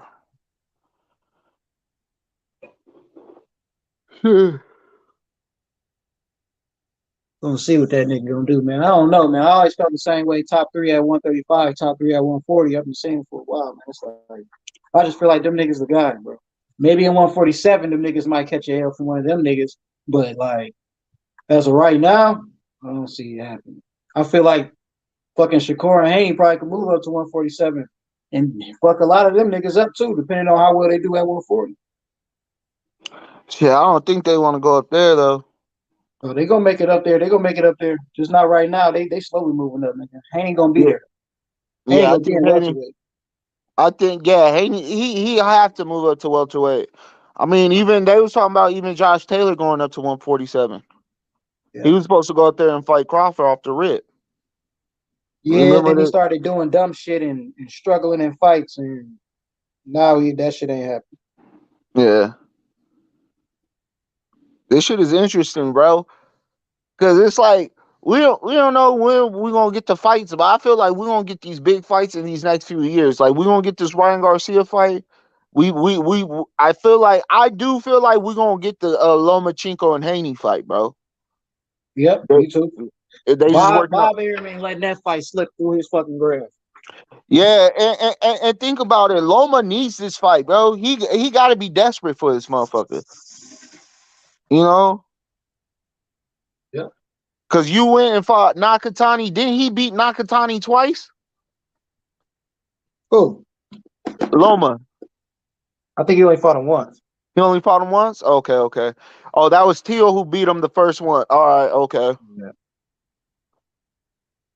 Yeah, I know Loma need this fight, bro. It's like Keith Thurman need this EJ fight. You know what I'm saying? It might be his last hurrah, bro. Yep, and he already knows, like, he better be in camp right now. He better not have went to no break after fighting that nigga Jermaine Ortiz. Nigga. Came out there looking like your motherfucking ass went through a motherfucking Taibo lesson for the first time in your life, nigga. That nigga was in there looking tired as shit. Oh shit. This is different. I was like, man, what the fuck? I was just too shocked. Like Jermaine Ortiz always had respect for how well he fought, bro. I just always thought he was a nice fighter because I like technical fighters, so I always fucked with him. But to see that nigga look at Loma like, nigga, I'm about to beat your ass, and just got the motherfucking doing all this silly ass shit. Now Loma was touching this nigga, granted, but you know what I'm saying? Like, I was just shocked by the performance. Jermaine was just looking too good on that nigga. I was like, this shit don't make no goddamn sense. It was just too close and shit, and then they try to be like, well, you know, he just got back from war and shit. I knew they was gonna say that shit. That's why I'm like, now y'all can't have that same excuse when you fight him. That's why I'm glad you went and had your little warm up now. Get that shit out the fucking way. So when you fight Haney, we ain't hearing that dumb ass shit. You better be in the fucking gym right now. That part.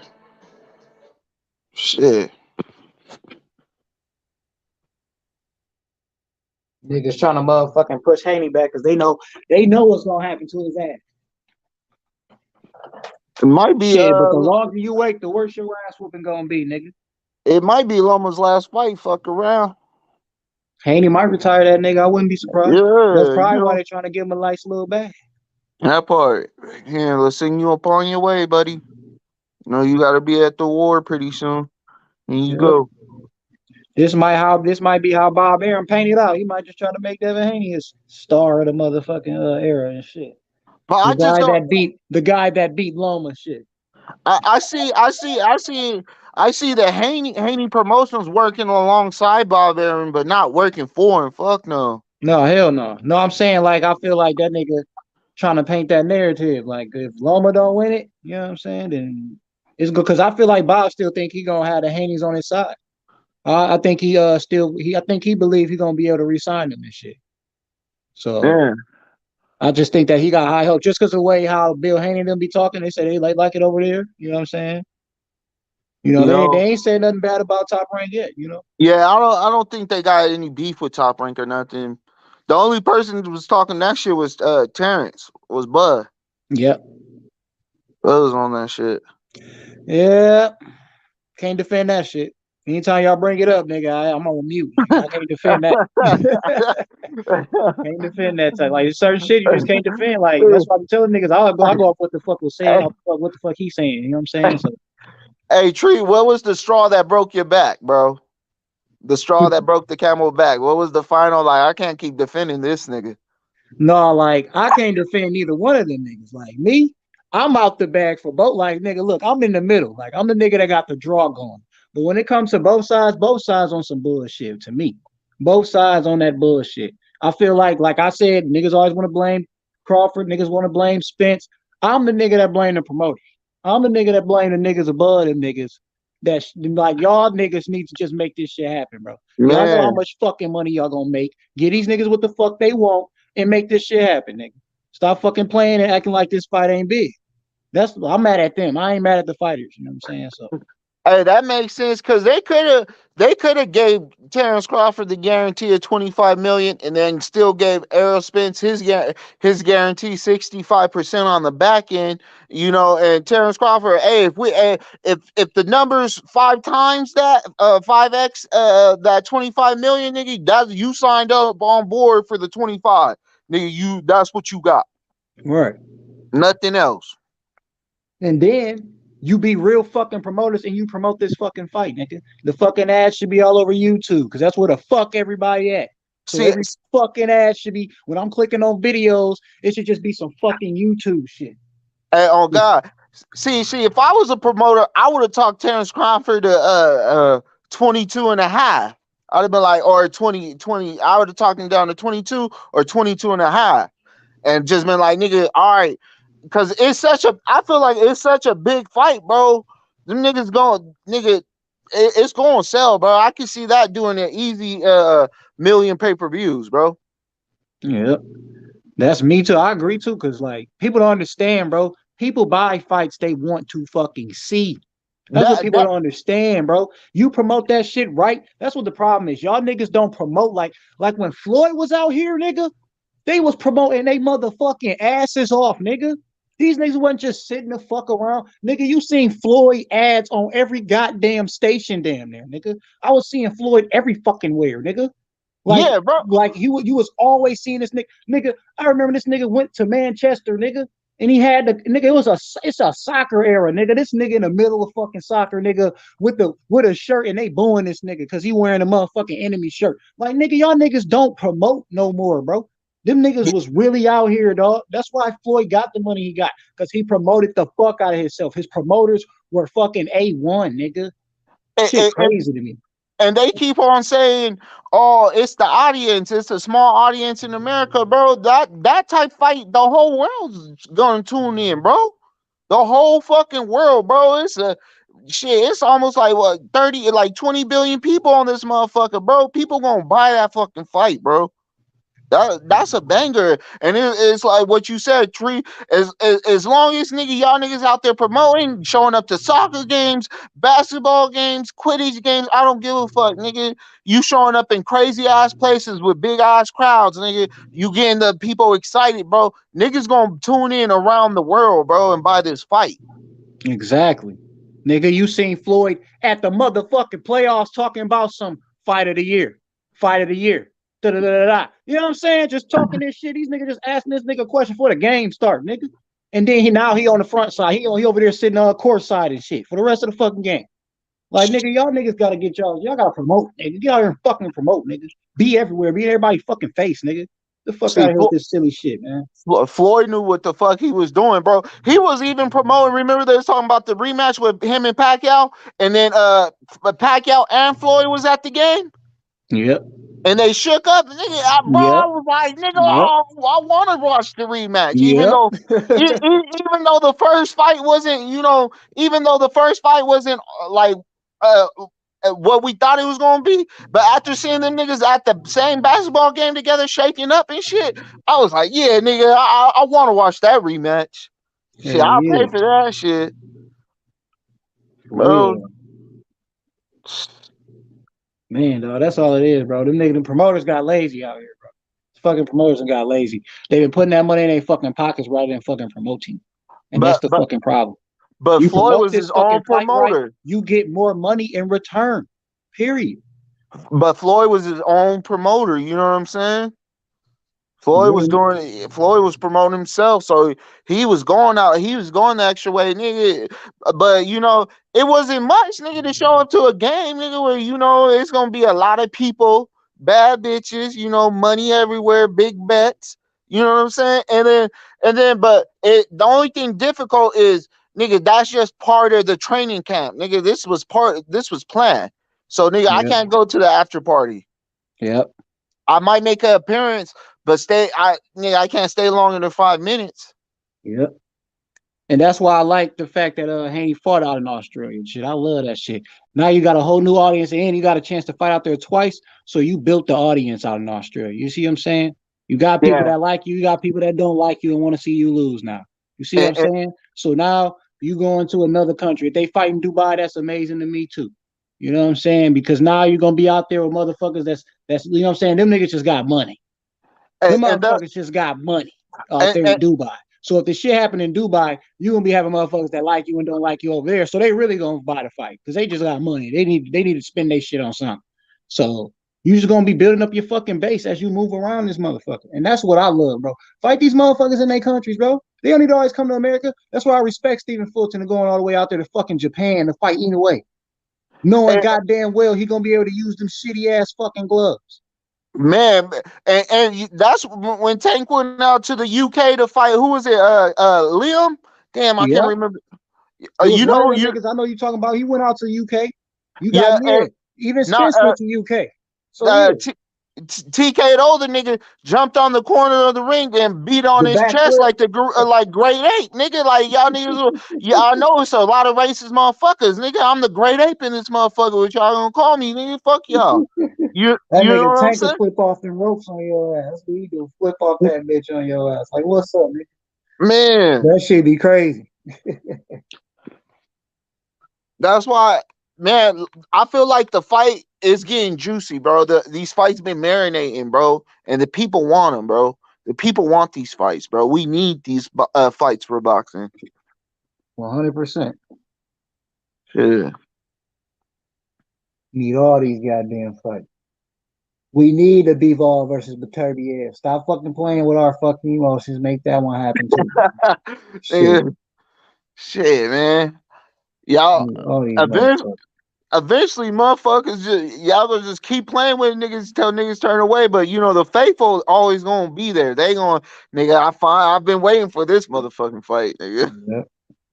Shit. Yeah, that's why honestly I ain't mad at Jake Paul. I just don't be trying to talk about that motherfucker.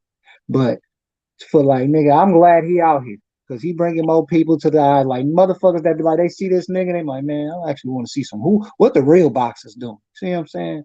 The niggas gonna be influenced to look at the real boxers after seeing this nigga. Because you know what I'm saying? It's like, damn, well, I really don't be watching boxing. Let me see what they doing. Yeah, like let me tune in, bro. Because a lot of the kids, they don't watch boxing how they did back in the day. You know what I'm saying? Right.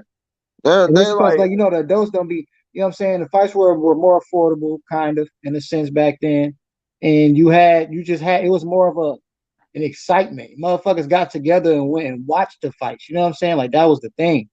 You know what I'm saying? It was a lot bigger back then. You know what I'm saying? It was just a lot bigger, bro. And I think it was always slowly fizzing out, but you just had fighters that would pop up out of nowhere and just bring it right back up. Like Tyson would come in. Then you had Evander and all these. You know what I'm saying? Then once them niggas got older and shit, you thought niggas wasn't gonna show up. Then you got your Pernelles and all that type of shit. You see what I'm saying? Like it was always somebody to come and fill the fucking void at a point in time. And then when shit started to linger off, you got Floyd. Then Floyd took that shit up. You see what I'm saying? So now the shit started to linger out when Floyd was gone, but now, you know what I'm saying, Canelo was holding it. He was holding it, but he was lingering out. Then you got fucking Tank, you got Spence, you got Bud, you got, you know what I'm saying, you got Haney, you got Shakur, then you got, you know what I'm saying, you got Beterbiev, Bivol, you got Triple G, you got all these other motherfuckers that still sticking around, Keith Thurman and shit. So it's like, you still got the boxers there. You see what I'm saying? But the problem now is the promotion is fucking trash. The promoters are ass. The promoters are taking the money and putting it in their fucking pockets rather than promoting these fucking fights like they're supposed to be doing. And then you there was a lot of people saying like, you know, they was on that MMA tip. No offense against the UFC, you know, we fuck with it on this end, but then that's why I kind of respect Jay Paul. It's some bullshit he's doing, but he kind of proven like the most efficient hand striking is boxing, period, point blank. But Floyd was the first one to do that shit. Yep. But like you saying, this nigga Jake Paul, he's a YouTuber. So like most niggas when he was coming out, he was like, man, these motherfucking UFC fighters need to be beating his ass. Y'all are professional motherfucking fighters. I don't care if you can't kick. Yeah, that's bro. That's what our mind state was. But then he got to beating up all these fucking UFC fighters, and then we was like, all right, fuck that, fight a boxer, nigga. That's how we got to. We done got to that point. I'm sorry to this nigga. I just want to see this nigga get knocked out. That's why Jake Paul does so big numbers, because he's like the villain, bro. Because he's knocking out these professional fighters, bro. And this nigga he's a villain. So now people tuning in just to see him get his ass whooped. I want him to fight. I want him to fight. Who's it? Tyson Fury, little brother. Is it Jason Fury? Oh, I know you're talking about. They're gonna fight too. Tommy. Something Yeah, like that. Tommy Fury, bro. I want him because I believe that Tommy Fury is a real life boxer, bro. Even though he don't fight professionally, I just knowing Tyson Fury's dad, you know what I'm saying? That motherfucker, I bet you he raised in the boxing gym as well. Oh, that's what I'm saying. That's why it's gonna be hard for him, because that nigga that sat in there with motherfucking Tyson, because all them niggas fight. Shit, yeah. Tommy gonna slap that boy up, but I think he gonna finish him. But you heard what Tyson said. I think Tommy's gonna knock him out, and if he don't, he better not come home. Hey, Tyson Fury said that shit? Yep, Tyson Fury said, I got Tommy knocking him out, and if he doesn't, he better not bring his ass home. That's some real shit. Don't even bring your ass back around here. So you know Tommy Fury in that motherfucking gym right now going crazy. You know what I'm saying? Hey, that nigga, you won't be welcome at Thanksgiving. None of them gypsy holidays they got, nigga. Them, you know they parties be cracking too, bro. Yeah. So, nigga, hey, don't fuck this up now.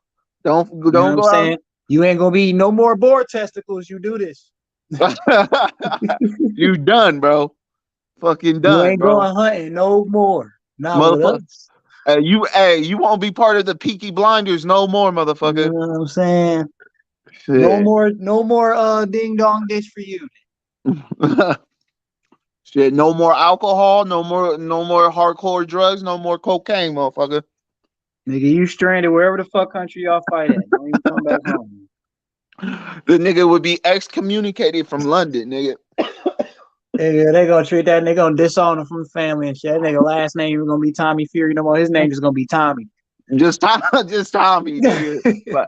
Last Whatever name his blank. middle name is and shit. Tommy middle name, nigga. Last name Elias, nigga. Alias, nigga. Fuck the bullshit. Man, but no, shit. He better win because nigga, you got a lot riding on you right now. But that's what Jake Paul do, bro. It's like, nigga, that's what Floyd had too, nigga. He had his enemigos tuning in, bro. Where they was like, man, we want somebody to stop Floyd. We want somebody to hurt Floyd, knock him out. We want somebody just to beat him in 12 rounds. Yep. Shit, I thought motherfucking Silver almost had his ass. Then Silver got caught with some wooey. I know, I seen that shit. Silver old though, anyways. Broke legs, right. all type of battle wounds and shit. Shit. The shit was that nigga Jake Paul, he damn near cruiserweight. He's somewhere around cruiserweight. The only thing fucked up, bro, he really knocked out Tyron Woodley out cold, bro. Tyrone, man, that nigga, bro. Ought to be ashamed of his goddamn self, man. I was pissed off. You got this nigga Jake Paul hurt and you didn't pounce on him like a real UFC fighter would have. Man. Nigga, let this nigga recover like a dummy. All you had to do is pounce on his ass and get the rock in his shit. Just start getting tagging his shit. Just teeing off. He ain't got no fucking defense, nigga. Tee off on this they'd have called that fight so goddamn fast. No, don't hurt Jake Paul. Beep, beep, beep, beep, beep. Like, nigga. Man. Fuck Tyron Woodley, man. Fuck him. Hey, that's on them UFC fans, bro. That's on y'all, nigga. That had nothing to do with boxing, bro. Yeah, fuck him, man. Shit. If Conor McGregor wasn't so goddamn small, I'd tell him to fight Conor. On God, bro. Conor would get up in the ring with his ass. Shit. You think, man? You think Khabib will fight Jake Paul, or that was his last fight? He's too small too, man. I think Jake Paul need to fight a nigga like around like what's middleweight in UFC? Well, how much that weight is? Is that 165 or 185? I think 165, bro. 165 middleweight. So whatever's above that, whatever's 185, whatever that, he need to be fighting the 185 niggas. Yeah. Like Bones, nigga. That's who we need to be fighting. A nigga like Bones Jones, nigga. Bones be too much though, cause he too tall, bro. Bones be too much. I don't give a fuck, nigga. That's your weight, nigga. That's your motherfucking weight, Jake Paul. Fight a nigga like that, nigga. Fight Bones, nigga. Jake, before you know it, Jake Paul will lose a gang of weight, bro. Talking about I'm 154, nigga. Who won it, nigga? Hey, if he fight Jones, beat that nigga, you got my respect. Hey, on God, bro. UFC you got my motherfucking respect. You beat UFC John Bones Jones, we can talk about Jake Paul every goddamn day. UFC fighter fans wouldn't be able to say shit unless he come up to grappling, wrestling, and kicking. You know what I'm saying? Other than that, man, shit, that striking, we know where it stays. Man, because Jones be fucking niggas up. Yeah. So if you can survive Jones, nigga, you fuck it. I ain't got nothing to say bad about you, nigga. Tyrone, fuck Tyrone. Man. Jones is still unbeaten, huh? Yeah. And Jones and if Jones hurt you, he ain't gonna sit there and let your ass recover. He gonna whoop your ass. Nigga. He gonna be on your shit, nigga. They gonna have to stop him from hitting you because he might try to hit you while you on the ground thinking it's UFC still. Oh, nigga, I can still stand over this nigga, right? No, nigga, go to the other side. Oh, man, you know who'd be a good Rampage? Hell yeah. Hell yeah, nigga. Because Yeah, and that Rampage, nigga retired. Get that nigga out of retirement. Go fight Rampage Jackson. I because fucking dare you. Fight Rampage is a fucking striker, bro. Bring him I out. dare you. What? Yeah. Shit, even Chuck Liddell. But you think Chuck Liddell's old ass would come out there? Chuck old ass probably wouldn't, but if Chuck old ass still had it, nigga, I have Chuck all the way. Yeah, me too, bro. The Iceman was cold, my That nigga. nigga Chuck Liddell had one of the meanest little underwrites, nigga. That nigga duck and hit your ass at the same time, bro. That shit was crazy. He had a That shit was crazy like ass the ugliest punch ever, bro. Bro, but it worked, nigga. That Oh, shit God. was crazy. He would dodge your shit and clean your shit at the same time, bro. That shit just looked like some boxer shit. You see what I'm saying? Like he was cold with it, bro. Man. Like niggas don't like that's that Bud shit. That's the shit I be telling motherfuckers like Bud a motherfucking go right on the edge and just you slightly miss that nigga and his punch coming right clean on your shit. Like that's what how I he be talking about. Like, man, that's how that he type called of Porter. IQ, bro. That's how he called Porter. Man. Shit. That's what I'm saying, bro. Like that type of shit, bro. That type of shit, man. Like I'm telling you, like you can teach it, but you can't. You really can't teach it. You can show a nigga it, but that nigga gonna have to get in there and go through a lot of sparring and just, you know what I'm saying, master that shit. I feel like when coaches see shit like that, they be like, nigga, I can't teach that, but I can teach you how to perfect it. Nigga, how to be able to, to utilize it and crucify niggas with that. Yep, You know and they'll show you how to throw a punch out that motherfucker. Certain things like that. Like, now you can set that up with this. When you come out that motherfucker, you got to just do this with it. You know what I'm saying? And niggas will start, woo. That's what I'm saying. That's why you need that coach, because coaches to make a motherfucker dangerous, nigga. Oh, yeah, add this to your little package when you, right there. And then, you twerk, nigga. And twerk your hips in it. It's going to put a little bit more spice into that punch, bro. You know what I'm saying? Playing your feet at the right moment.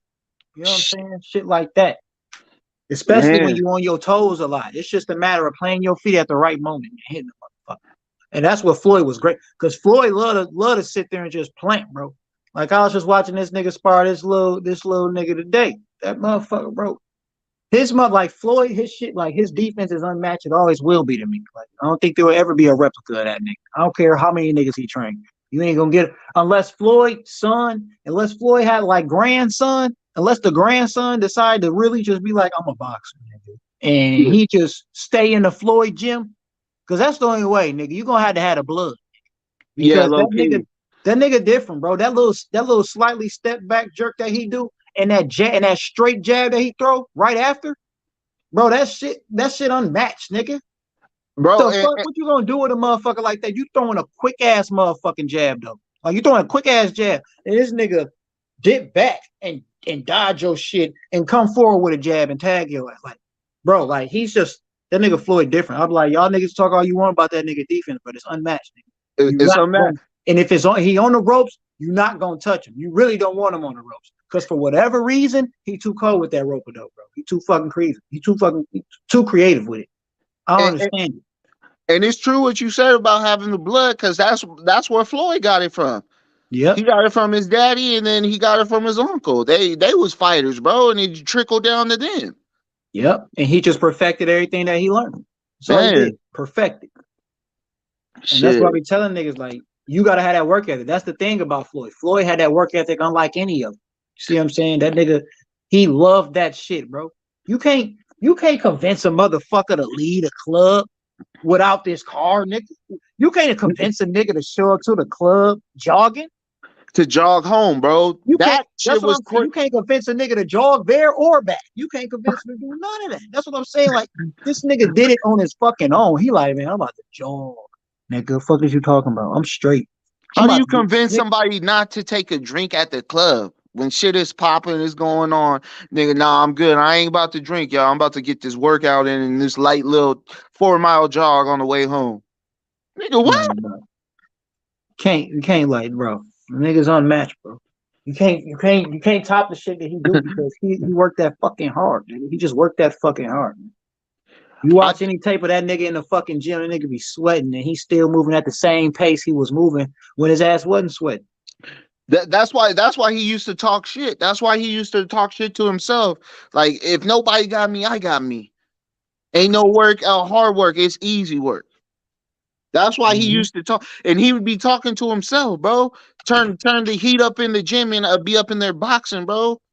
Motherfucker was dangerous. He stayed fit, and the cool thing about it, when he had retired, you know how he took like a year off of boxing? That motherfucker stayed training. Just a year of training, bro. That's how cold Floyd really was. That's how you gotta be, bro. You gotta be that cold, bro. That's why it gotta be in the blood, bro. It got to be. For real. When they had videos of Roger running with Floyd Sr. I think that they had videos of them jogging together. Yep. Hard work, dedication, nigga. Some shit just in your fucking blood, nigga. That's why I be like, man, you can't teach certain shit, bro. Like, nigga, a nigga gonna have power, a nigga don't. But the only thing that you can give a nigga that don't got no power is how to move, how to motherfucking torque his body, how to motion the haymaker, how to actually plant the feet, and utilize the entire body for a punch. How to roll with it too, you know roll with a punch. And that's all it is. And once when you teach him that, all you gotta do is go out there and perfect that shit. And you can knock down the best of them. You gotta land that bitch. You just gotta land it in the perfect spot. You ain't gonna just be like the other nigga where he can just hit you any fucking where and drop your ass. You're gonna need to hit the right spot. You're gonna have to aim for the right vital spots, nigga. You're gonna have to aim for the goddamn sternums. You're gonna have to aim for the edge of the ribs, for the motherfucking corner of the side corner of the ribs. You're gonna have to aim for those spots. You gotta aim for the fucking temples, nigga. And that's where accuracy comes into play and shit, bro. You gonna have to land them shots or you will pay. You know what I'm saying? That's man. You know what I'm saying? Too many fighters know how to. The jaw punch ain't as crazy as it used to be because niggas know to clench that bitch up now. You see what I'm saying? So you can hit a nigga good with that some jaw punches. It's just gonna take more work for that motherfucker. These motherfucking mouth guards ain't no motherfucking joke nowadays, nigga. No, you don't generational bitches, nigga. That part. You unless the nigga keep tenderizing that spot, bro. Yep. Keep tenderizing. Before you know it's some real internal damage going on in that motherfucker. Oh shit, I can't see. Nigga, hey, Hector Garcia said, fuck his coach, nigga. I ain't going back out there, nigga. I can't see, man. That nigga Hector dumb. Fucking dumb. That nigga said, fuck his coach. Hey, I was mad. I was just like, Tank about to beat his ass. That's all. From round one, I already knew. I was like, oh, this nigga think he about to just play the Tank game? You were dumb. Man. Everybody been saying he a dummy because everybody's like, bro, we know Tank got power, and you want to sit there and trade. Right? You gonna play the Tank game? At least be rolly and be aggressive as fuck. At least do that if you gonna try to play the Tank game. Just be aggressive as shit and try to throw. That's what you gonna like, bro. I was just pissed off looking at this nigga. I was like, nigga, did you just throw less punches than Tank in a round? Oh, this shit over. Tank like got him. Got one. I'm touching him more. I keep touching him more. He getting tender. He almost done. Stick and fork in him. He done. Hey, you know what? He should have had the same exact game plan as old dude that fought Boots. You should have just came out with that, nigga. Just survive. You should have just came out with a surviving technique if that's what the fuck your game plan was. Hey, Tank wasn't gonna let that nigga survive. I'm telling you right now. No, I'm saying like you should have just did. You should have just slipped your way through the fight the whole time. Just slip. Like at least do that. Cause this nigga was like, nah, fuck that. Nigga don't hit hard. These niggas lie. They said Tank would hurt. Nigga, he don't hit hard. That's how he was fighting. That nigga was fighting like, nigga, they lied about Tank fucking power. So that nigga took one good hit and was like, he made a little, you know how niggas make that gesture like, oh, that wasn't shit. Yeah. I was like, you dumbass. You about to get your fucking ass beat, nigga. The next round came out, Tank hit this nigga in the same spot. That nigga decided to try to come at Tank and try to trade back. I was like, oh shit. This nigga ain't reset. Oh shit, bro. And Tank kept hitting the same fucking spot, bro. Same fucking spot. And then the goddamn crowd started fighting. And I was like, oh shit. And here we go. I knew Hector ain't want the smoke because he started watching the crowd first. He was the first nigga watching the crowd. He started looking over there. Tank was like, what is this nigga look? And then Tank looked over there. He was like, oh, this nigga want to rest. Fuck it. We'll sit back. Yeah, hey, Tank walked all the way to the corner, put his elbows on both ropes, nigga, and chill. My nigga started chilling, crossed his leg, nigga was watching. I'm like, this nigga don't want it. He's scared. He need a break. He said, perfect opportunity to breathe after that punch, bitch ass. And then, and look, what I loved about Tank, when that shit happened, right after that shit, he told that nigga, you going to sleep. I seen that shit. Tank yelled. Tank was talking that nigga rap. You going to sleep, nigga. You going to sleep. Proceeded to beat the shit out that nigga. Tank screamed it at him, nigga. You going to sleep, nigga? It's over, nigga. Don't. I thought honestly, I thought Tank said, "Oh, it's gonna be over quick. Don't worry." It's gonna be. I know he was telling that nigga he about to knock him out. It was along those lines. Either way it go, he was telling that nigga, you're out of here. Because you know how it is when you watch niggas fighting in the crowd. You're ready to fight, nigga. And this nigga like, nigga, I'm already fighting. No, fuck that, nigga. Now I'm really riled up, nigga. Got my people out here fighting this shit. You know what I'm saying? So he was really ready to beat that nigga ass. It was game on time. Because you know, Tank talk to the crowd. That nigga feed off the fucking crowd, nigga. Yeah, he feed off that energy, bro. He feed off that shit. That shit, like, it was over for Hector once they let them fight. I could tell just because Tank was going to sleep. Because Tank already was letting them Hey, Trey, check your mic, Trey. Your mic sound funny, my dude. What?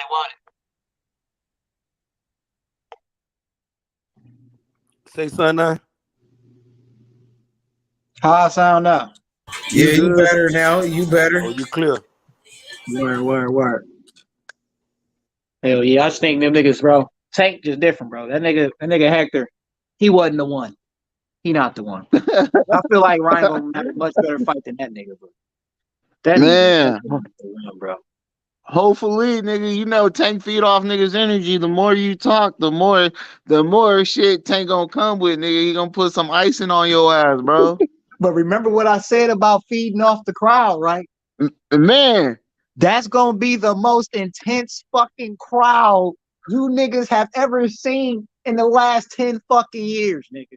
That crowd gonna be intense as fuck, nigga. You talking half Tank, half Ryan in the fucking crowd. Oh, you think they was fighting at the last Tank? Nigga, the crowd gonna be brawling like a bitch, nigga. Man, hey, the stars gonna be out too, though. Motherfucker at that bitch. Hey, the stars are gonna be out too, bro. Nigga, that's what I'm telling you, bro. Like, it's gonna be hard to feed off the energy because both fighters gonna be feeding off the energy. You see what I'm saying? Man, both of them niggas gonna be juiced up off that energy, nigga. Like, that shit, I'm telling you, that's why I understand why niggas say what they say about that fight. Because when you got the people in there and you got that energy in there, nigga, you gonna have a fight, nigga. You gonna have a motherfucking fight, nigga. That's gonna be the loudest fight. I'm talking about the crowd gonna be loud, nigga. The whole fight. The whole goddamn fight, nigga. When Tank was talking to Rolly's coach, nigga, that was crazy, bro. So yeah, nigga. Man. Telling that nigga it's over, nigga. Went over there like I told y'all asses. I told y'all, motherfucker. I told y'all, bro. Fucking told y'all that little boy a bitch. Told you that little boy a bitch, nigga. Went straight at that nigga. I know you talking about the nigga with the dreadlocks, nigga. Yeah, Went bro. straight at that nigga. I told y'all, nigga. Hey, low key, every time I see Rolly's coach now, he only got good things to say about Tank, bro. Right. Oh, being head ass. Shit. Bro, man, I be telling niggas, bro, like, after I seen Haney abuse the shit out of Rolly, bro, that's when I knew. I was like, bro, look, you can't be struggling with no fucking Rolly because boxers show you what they do to niggas like that. They just outwork the fuck out of them, make them look like shit. They just show them it's levels to this shit. This nigga's an amateur, nigga. You know what I'm saying? And when they was sparring, it was a beef sparring. Them niggas didn't like each other. The nigga Rolly was running his mouth in the motherfucking in the gym and shit, talking about you beat his ass and shit. That nigga Yeah, was no, like, I get your ass in remember. the fucking ring then. And they got in there and you if you ever watch that shit, I know some niggas ain't even ever watched Haney and Rolly spar. Go watch that shit. That No, nigga I Haney seen was that like, shit. oh yeah, I know you do. I'm talking to the people that haven't. Hey, that nigga Haney told that nigga, he told the cameraman, he said, get this shit on film. And got Yeah, to I working remember. this nigga some more. I was hollering, nigga. I Yeah, was like, bro, Rolly ain't shit. And that's why I was telling niggas, like, when niggas be trying to gas up Rolly, I'm like, look, man, I fucks with Tank heavy, but y'all not about to sit up here and tell me Rolly is a fucking problem. That nigga ain't shit. That nigga ain't fucking shit, nigga. No, even Tank Hey, said it. hey, He y'all, said it. He said hey, Rolly y'all hit dumb. He that a like, dumb fighter. He just awkward. Right. y'all hit that like button in the chat. Subscribe to the channel. Y'all make sure y'all doing hop low. Don't be scared though. Welcome home, fool. You know what I'm saying? Hey, not to change what y'all talking about. How y'all feel about, all these speculation about Terence Crawford signing to Golden Boy? Me personally, I don't mind it. Shit. Better than BOK Prime, goddamn. Because that's where I thought his ass was going to be when I first seen that shit. I said, ain't this about a bitch? He about to just go ahead and make a new face on some shit we ain't never fucking heard of. But luckily, it was just a one fight thing. So if he do go over there, even though it's the rumors, if he does, I won't be mad at all. Anywhere but BOK Prime at this point. That's just the way I feel about it. How you feel about it, Cisco? Cisco fell off, but Cisco come back. Ben, I'm gonna tell you how I feel about it. Ben, I don't think he's signing the Golden Boy. I think he just met up with Golden Boy because he looking to fight one of their fighters, and that's Alexis Rocha. Alexis Rocha, I think it might be his mandatory. So he met up with Golden Boy because he might fight one of Golden Boy's fighters, and that's Alexis Rocha. And that's no different than what Floyd Mayweather was doing, fighting Golden Boy fighters. When Mayweather fought against Robert Guerrero, he fought against Canelo, he fought against Oscar De La Hoya, he fought against Miguel Cotto, Ricky Hatton, he fought against Shane Mosley. All of these guys were from a Golden Boy promotions. Mayweather was fighting everybody from Golden Boy, and that's what Crawford is trying to do. He's trying to fight guys from Golden Boy. He's not signing with Golden Boy. He's fighting their fighters. Okay, Alexis Rocha is a Golden Boy fighter. So he sat down to talk about some fights with Golden Boy. He said, what's up with Alexis Rocha? That's going to be my mandatory. Oscar and Bernard Hopkins, these guys are legends in the sport of boxing. Oscar De La Hoya is a Hall of Famer, and so is Bernard Hopkins. And they met up with Terence Crawford. They reached out to him. They showed him love. They said he was the best fighter in the world. And, Crawford, they giving him support, Ben. He's getting support from Hall of Famers like Bernard Hopkins and Oscar De La Hoya. And then he trying to fight Virgil Ortiz, another Golden Boy fighter. So Golden Boy, they telling Terence Crawford, okay, we'll give you a Virgil Ortiz fight. We'll give you a fight with Alexis Rocha. Okay.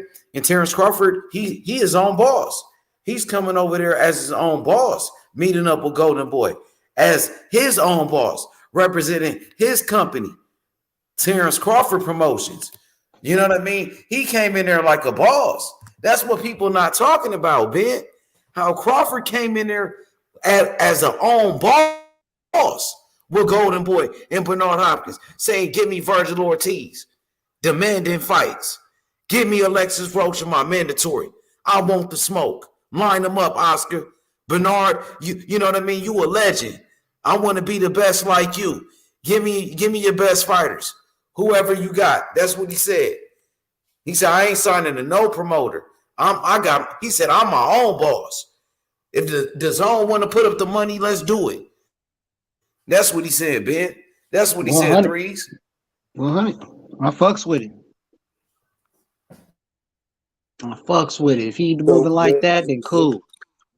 When we head in the Golden Boy era, when we see the Rocha and the Virgil Ortiz, and then the boxing fans, the diehards, you know, we looking to see Spencer in the horizon. So how far, you know, so where that fight stands at? You know, we heard Oscar saying that he can make that fight, but will Oscar deliver the fight? I mean, how long? Well, I mean, you got Virgil and Stanionis fighting on the 29th of April, so. And that's automatically saying this fight looking at 2024. You know, and then, you know, well, then EJ might want to spin a block when he become undisputed after he get through knocking Mel off. Because, you know, I don't see why, you know, I don't know. Maybe they got something behind the scene talking, but this move, me personally, I don't see, you know, I'm happy that he found himself a home first, most Trey. I'm happy that Terence Crawford is not over there playing under this motherfucker MTK or be a prime, whatever that shit called. You know, I'm glad he found, you know, and I feel as though Oscar and Bernard can got him right. Whether it be with the Rocha, the motherfucking Blair Cobbs and Virgil Ortiz, because, you know, those are the three lined up, because Blair gonna jump somewhere in that motherfucking fray. He ain't gonna just sit quiet to the sideline. You feel what I'm saying? Yeah. So, but when we look at the big fights, the real one that make us say, damn, now I get to see Terence beat EJ ass, or I get to see EJ beat Terence ass. Where that fight at, Trey? I mean, and these are the two dudes that it was damn near like World War III a minute ago. Nations against nations, brother against brother, by these same two fighters, and now it's like with this here sign, it's like that fight just getting slowly pulled back and pulled back. You know what I'm saying? It's like, damn, I can't. I know, man. It's what it is, man. You gotta just accept the reality that shit ain't gonna happen. That's all it is. As bad as we want to fight, that bitch ain't gonna happen, man. I wanted it bad as shit, but you know, I still got hope for the fight, man. That doesn't mean it's all gone because he there. Maybe. Well, not at 147. It can't happen. Maybe Terence will go there and push that he don't want to do the Rocha. He just want them to help him with this negotiating with the EJ fight. We don't know. You feel what I'm saying? I'm gonna say I don't know. I'm gonna lean to a possibility I could see undisputed. Cause then EJ might well just relinquish the titles going up there. And after first Mel need to get his hand. Bro, why would he go to Oscar to help him get a fight with Earl? He could have went to Floyd to do that. And Floyd already said he can get him to fight. And why he ain't go to Floyd? But he want to go Floyd, to fucking get Oscar. Man, this nigga tripping, huh? Floyd to give him the money he needs too. Yeah, you know, Floyd had the and Floyd already tied in with Allen and PBC, bro. And you know, dude had everything lined up for him. He won. He was still extending the olive branch to Terence Crawford. But it's what Terence want to do. I don't see why Terence made the move he making. If he do make the move, it's because it seemed like he pulling that fight in the Jamel Charlo fights. And you know, I don't know, maybe it has Oscar gotten over the shit that happened with him and motherfucking Al Heyman, or he gonna put some more dumb shit in the back of Terence Crawford's head? You feel what I'm saying? Where is it? You feel what I'm saying? How we going with that? You know? I mean, I already know Oscar and motherfucking Eddie Hearn is like, he backing Golden Boy for some way, somehow. Seem like all the Golden Boys going on the zone. Few don't go cross there. But by Terence signing with Golden Boy, I'm just saying I'm happy for that. Maybe if he don't want the Terence Crawford fight, will we get a Virgil Ortiz? I know Virgil will be ready, but with Terence, it's like, damn, that timing. And this the time for everything to happen. Both on wide open and available right now. You know what I'm saying? The move he should have been making is with Floyd. Okay, if you feel as though Al Heyman is I don't know why he feel that way, but if he feel that way, you still got Floyd. Let Floyd sit down with Al and they do business together. But if it's a single fight or a multi-fight deal, the same offer was there before he left negotiation with PBC. You know? And it's just crazy for Terence, though. But I want to see how it works itself out, though. You know? And a lot of people You know, some people, cheering it on, is a great thing. I'm happy. Rocha is a better name than a David Ebenezer. You know what I'm saying? But after that fight, what we get? We get a stalemate with Virgil Ortiz, or we get move on, or what happened after that? Because I know they're gonna put Rocha in front of him like a cross, and hope Rocha can upset the apple cart. But I don't see Rocha doing it. See Terence Crawford knocking his ass out just as soon as he get in the ring with him. The same way he had George, what the boy named George something, laying flat on his face. Terence Crawford gonna have his ass laying flat on his face. Terence Crawford ain't no duck. You know what I'm saying, Trey? When I be spurring, I just feel as though it's just one fighter. I feel as though EJ got Terence Crawford number. And not only do he have his number, he gonna beat that boy like terribly. And that's the part I feel as though Terence scared of. The old T-Rex, when he was T-Rex, that dude would have got in the ring. This new bud, the business bud, you know what I'm saying? The business bud is not that person, man. He it's like these dudes be talking about the belts don't matter no more. They want to get bigger than the belt. But then when they look back and try to solidify their legacy, and the money don't mean shit no more. Well, what, bro? You ain't want to fight. These. You Tank got fucking Devin Haney right there in front of him, bro. All the belts. Terrence got EJ. You got the other belt, and then it's more promising for Terrence because he can do something that EJ never did. EJ can do something that he ain't never did before. He meaning EJ, because Terrence been undisputed, but Terrence can become, if he beat EJ, he can be 2 times undisputed. And that shit would lock, done deal. And then you beat Errol Spence, man, that'd be the biggest, man. You locked low, you done cleared out. In this era, you did what Canelo couldn't have done. Because Canelo checked his way to undisputed. Cherry picked his way straight to the top. But then if you go in there and knock off motherfucking EJ with all this 10 round, this 10 people knockout spree and all this other shit, man, go ahead, do your shit. You'll be a 3 division, 2-time undisputed.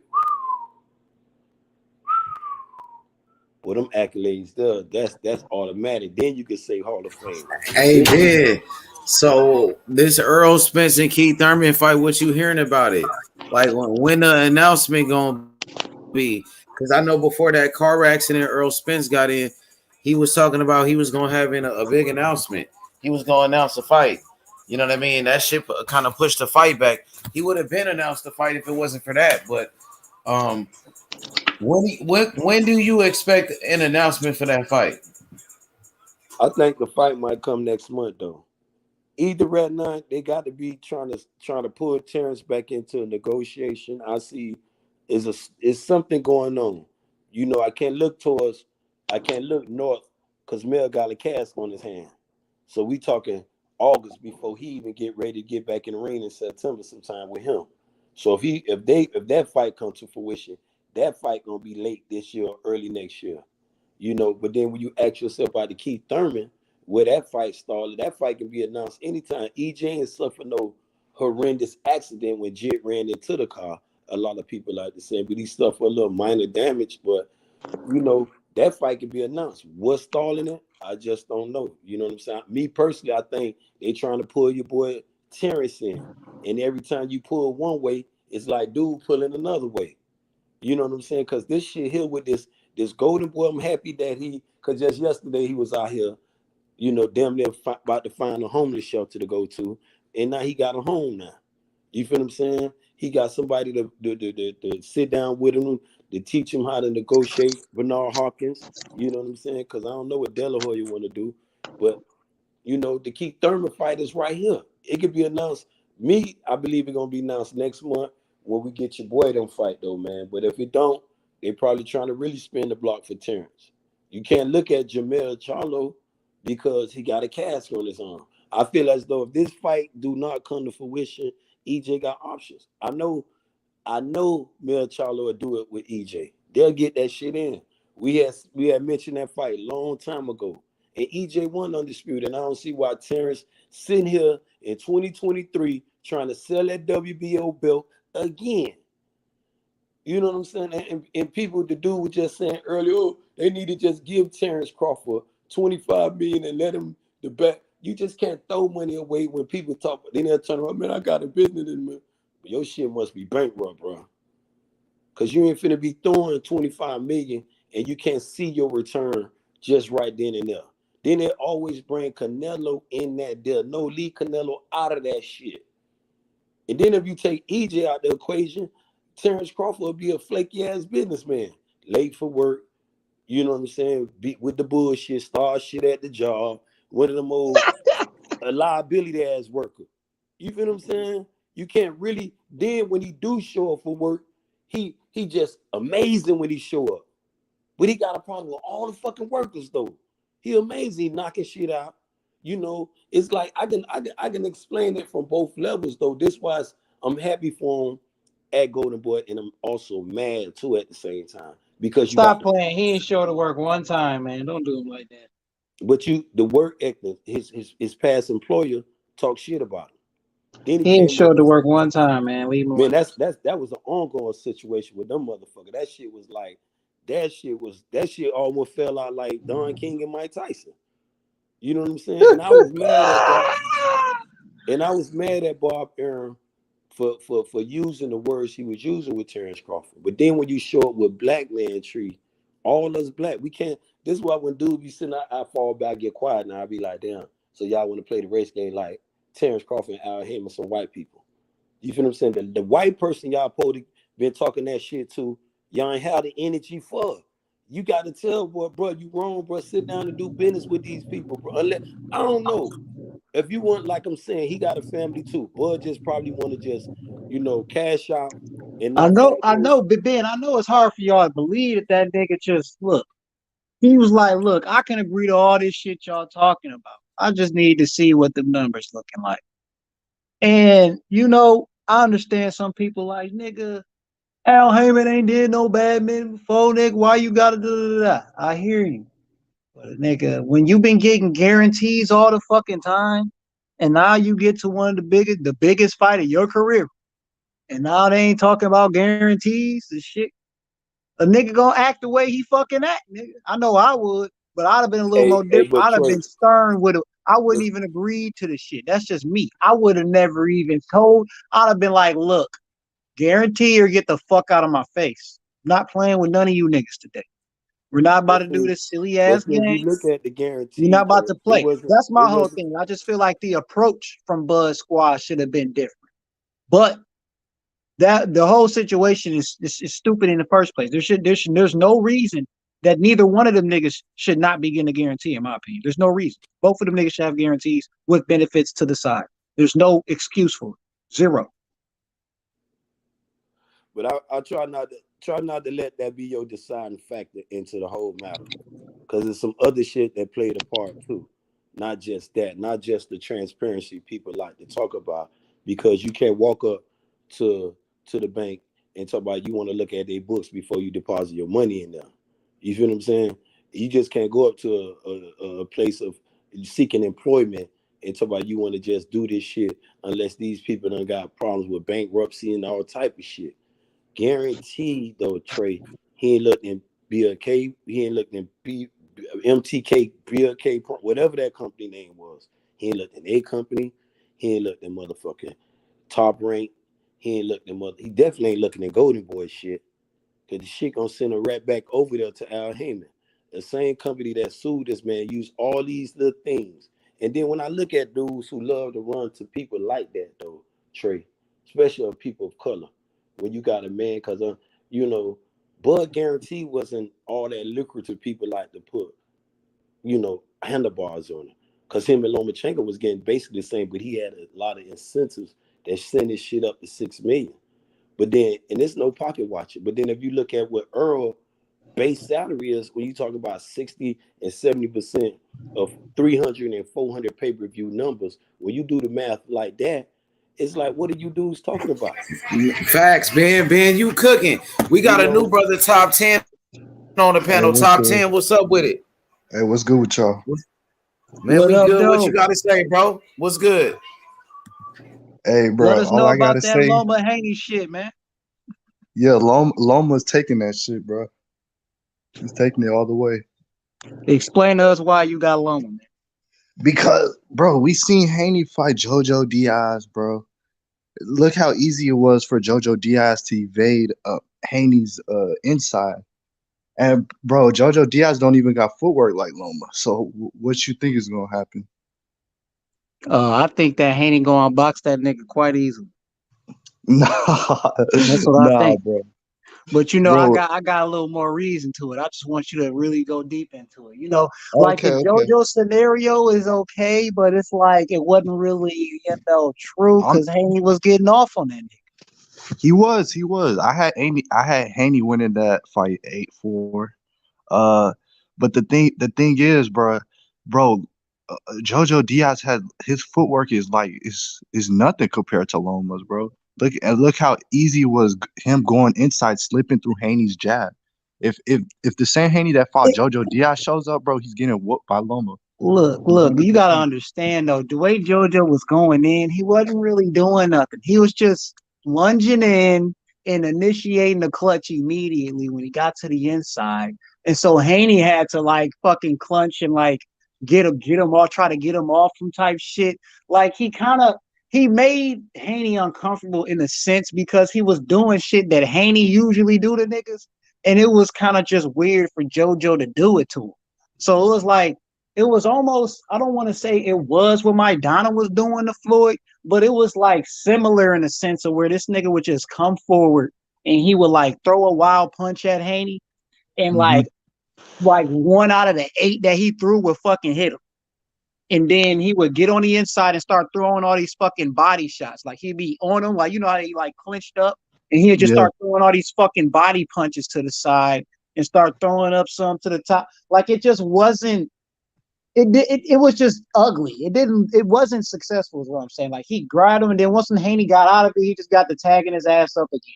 And once Haney started tagging him up again, he would do the lunge and shit. He had dodged the jab, come in with that same shit. It was just ugly, bro. I don't know what the fuck JoJo was doing. It was just ugly. I was like, what are you doing? Hey, straight up, bro. I know styles make fights. Yep. I'm just saying that if the same Haney that shows up and that fought Jojo Diaz, it's gonna be a long night for him, bro. Well, what since you about using the the JoJo Cambosis Diaz, 2 Haney? What about the Cambosis 2 Haney showing up? Bro, we don't even know what Cambosis' skill set is, bro. He's barely been I'm just talking about the Haney that was in that fight. What if that Haney shows up to the fight versus a JoJo? Because in my opinion, Cambosis is better than fucking JoJo. No. Yeah. Cambosis to Bro. beat JoJo ass right now. Hey, you know what Jojo Diaz said after Haney defeated him, right? Like it was a post-fight conference or some He interview. said he's a great fighter. He said he's real good and everything. Yeah, And he said he's a great fighter. People that talk down, I heard what he said because he said people that talk down about Haney, they're gonna find out. Haney's a real good fighter. You know what I'm saying? He's hard to beat. That's true. But he also said he's gonna walk through Cambosis. Like he already knew that Haney was gonna destroy Cambosis. Bro, I'm telling you, that's fine. JoJo is better than Cambosis, bro. Just because he said it don't mean he better than him. JoJo just also like he said gonna he was walk gonna through beat up William Lomachenko, Zepeda. and JoJo Lomachenko also been said he was gonna whip avoiding William Devin Haney Zepeda for the ass. What longest. happened with that? For the longest. So that don't mean he knows something just because he made a prediction. Okay. So what's gonna keep I just want to know what's gonna keep Loma off of Haney. It's not Well, like see, Haney first of all, like is intimidating Loma for one, I don't know what type of fighter you think Loma is, but Loma versus Haney, bro, if you think he about to come in here and just start just throwing some fucking spectacular haymakers and shit and just be catching Haney with some spectacular shit, you're very fucking mistaken. First of all, this motherfucker is a great inside fighter that loves to pivot. And his fucking pivot it only happens when your feet are fucking planted. And Haney moves a lot. So once you get the pivot, and guess what? Haney gonna already be outside the range. So the whole problem that y'all gonna have a motherfucker gonna be on your motherfucking ass, in and out, touching your ass on some Jermaine Ortiz shit. But the difference is I'm on my feet. I'm on my toes a lot more. So you're gonna have an even more problem fighting Haney than you did when you fought Jermaine Ortiz. And Jermaine Ortiz nearly won the fight. In my opinion, did win the fucking fight. But we're gonna let whatever the card says, whatever. But yeah, Loma's in fucking trouble. Big trouble when he fuck with Haney. Huge trouble. All I know in this fight is whoever starts late is gonna be the one in trouble. I don't want Haney to start. Yeah, Haney like don't start late. Haney don't start late. I know. He doesn't. I'm just saying because thing is, I don't want him to start late. He got to beat Loma very convincingly because majority of people they're not gonna like, bro. Haney can win like 7-5, and people are gonna scream out robbery just because people don't like Haney and stuff like that, bro. I'm saying that he's got to win convincingly, bro. Like he's got to be on his A game, like, and it's got to be a blowout because it's Loma, bro. Yep, and that's what I'm telling you. He's gonna do it. He's gonna make Loma look like an old man. You're all gonna say Loma was old. That's why he looked like that. That's what I'm telling you. Yeah, they're going to say that Loma is out of his prime when Haney gets to beating on this man. I'm telling you. I'm not gonna say that. Y'all gonna realize that Haney. This is what y'all gonna realize. Y'all gonna realize either A, Haney. Y'all gonna realize the truth, which is A, Haney is the motherfucking deal. Haney is a fucking problem for these niggas. Haney is literally in that fucking conversation. And if you don't realize that, you're going to come out and say, Loma just not that guy no more. Loma just lost it. He's not it anymore. That's the fuck you're going to say. You're going to have to get on whichever side you're going to get on, but I already know what side I'm on. It's going to be that side of Haney's he's just better than that motherfucker. Just like he was when he made that nigga drop that WBC though. Hey, I'm definitely not gonna say if he beats Loma very convincingly, I'm gonna say, bro, Haney's real. Like, bro, people got to stop disrespecting him, bro. Don't matter if he seems like he don't got a lot of power. People got to stop disrespecting him. But yeah, I definitely think Haney had. I don't think Loma dropped the belt because he didn't want to fight Haney. I feel like Aram wanted Loma to fight Teofimo because they're under the same promotion. It would be more convenient for them to fight. I don't believe that narrative that Loma dealt to Haney. I don't believe that. I think that was just Aram's decision. It like a motherfucker, bro. That nigga Haney called that nigga out immediately. And he called him exactly what he was because he knew that nigga didn't want it. And my whole thing about it is like, even if that shit were to be fucking true, like, and we just say, yeah, he wasn't ducking him, you know what I mean? He just went and got the franchise belt just to get the franchise because they pushed it on him and they just told him to drop that. They just told him to get rid of it. Hold on, man. Let me finish, man. Don't be cutting me off. And that nigga, we could just say that, and he just got handed the franchise belt and dropped it. But my problem with that is when Haney went and got all the fucking belts, he ain't just dropped the WBC like, oh yeah, well, we don't need that. I got the franchise now. No, got both of them. So my whole thing about it is, yeah, can't take it. You could have still held that fucking belt, went and fought Tio, and Haney could have activated his mandatory and fucking waited. So I don't buy it. Yeah, true. But like I said, bro, I'm not gonna be if he beats Haney very convincingly, I'm gonna give. I mean, if he beats Loma very convincingly, I'm gonna give Haney his props. I'm gonna be like, oh yeah, Haney is the real deal. And maybe that Jojo Diaz fight, he was probably just off, bro. I'm saying that Haney got to be in his rhythm, and if he beats Loma, there's no excuse, bro. I know his fans are probably gonna say, like his hardcore fans, they're gonna say, oh, Loma came back from a war, he probably got PTSD or some shit like that or whatever. But nah, if he beats him, bro, yeah, if he beats Loma him, went to the war with PSD. Teofimo whooped his ass and son him in that war. Ain't no excuse to talk about he came from war with that shit. Right, bro. You seen Lomachenko last ass whooping? You seen Loma last outing? He just got a top rank blessings. And since you want to talk top rank, he just got fucking blessed with a win. He just got a top rank. And just like a dude just told y'all, when you sit up there, you gonna say, hey, bro. Oh, there goes sister boxing. We had good guys. I'm gonna go back on mute. Cause they gonna patrols. They go on mute. No. Wait a minute, good brother. Wait a minute. Now, good brother. No, the good brother's right. The good brother's right. Now he right. Lomachenko doesn't deserve no fucking title shot. He got a fucking fake ass fucking decision went over against Jermaine Ortiz. Everybody know he was getting his ass whooped in that fight, bro. 7-5 fight. Everybody knows this shit. Like, okay, like what's gonna happen? Like, bro, he's not gonna take the Devin Haney fight. He says Devin Haney's a fucking heavyweight. He's making all these goddamn excuses. So we're probably not even get this fight at this point, bro. Unless they're gonna trash out Lomachenko because they know he can't beat Devin Haney. Yeah, Loma looking for that money, but he looking for that cheese right now. And that's fine. Give that nigga his fucking cheese, get his ass whooped. We can move the fuck on. Because at this point, if I'm Haney, I'm not even gonna play with you, nigga. I'm looking for. Bro, we should be seeing Shakur Stevenson versus Devin Haney at this point, though. Yeah, I don't think that fight's ever gonna happen. Lomo need that Lomo ass whooping. Lomo need his ass whooped. Yeah, there ain't no way Haney fighting Shakur, bro. And then after that Lomo, it's Tank Davis. All that Tank energy these motherfuckers run around here with, you know, Shakur got to step up, you know, working the 135. He fighting that Japanese cat, bro. Then jump in line. But right now, it's Lomachenko and a dude out of Baltimore. East Baltimore to be Pacific. You feel what I'm saying? And we talking about that dude, Gervonta Tank Davis. And when you be sitting up here making excuses, there ain't no more excuses, dude. Lomachenko just got a gift from Top Rank. But he ain't coming out of the war with PSD. A dude named Teofimo Lopez whooped his ass. Okay, take that away. It was a dude, a journeyman. Motherfucker had about 20 losses. Orlando Salido, you mean Orlando Salido? Whoop this dog, and you gonna sit up here and tell me a dude gonna do all this to Devin Haney? Hold up a second. Orlando Salido was a champion. Bro, Orlando Salido was a fucking known goddamn. That motherfucker had about 20 losses. Okay. Salido's style is way different than Haney, bro.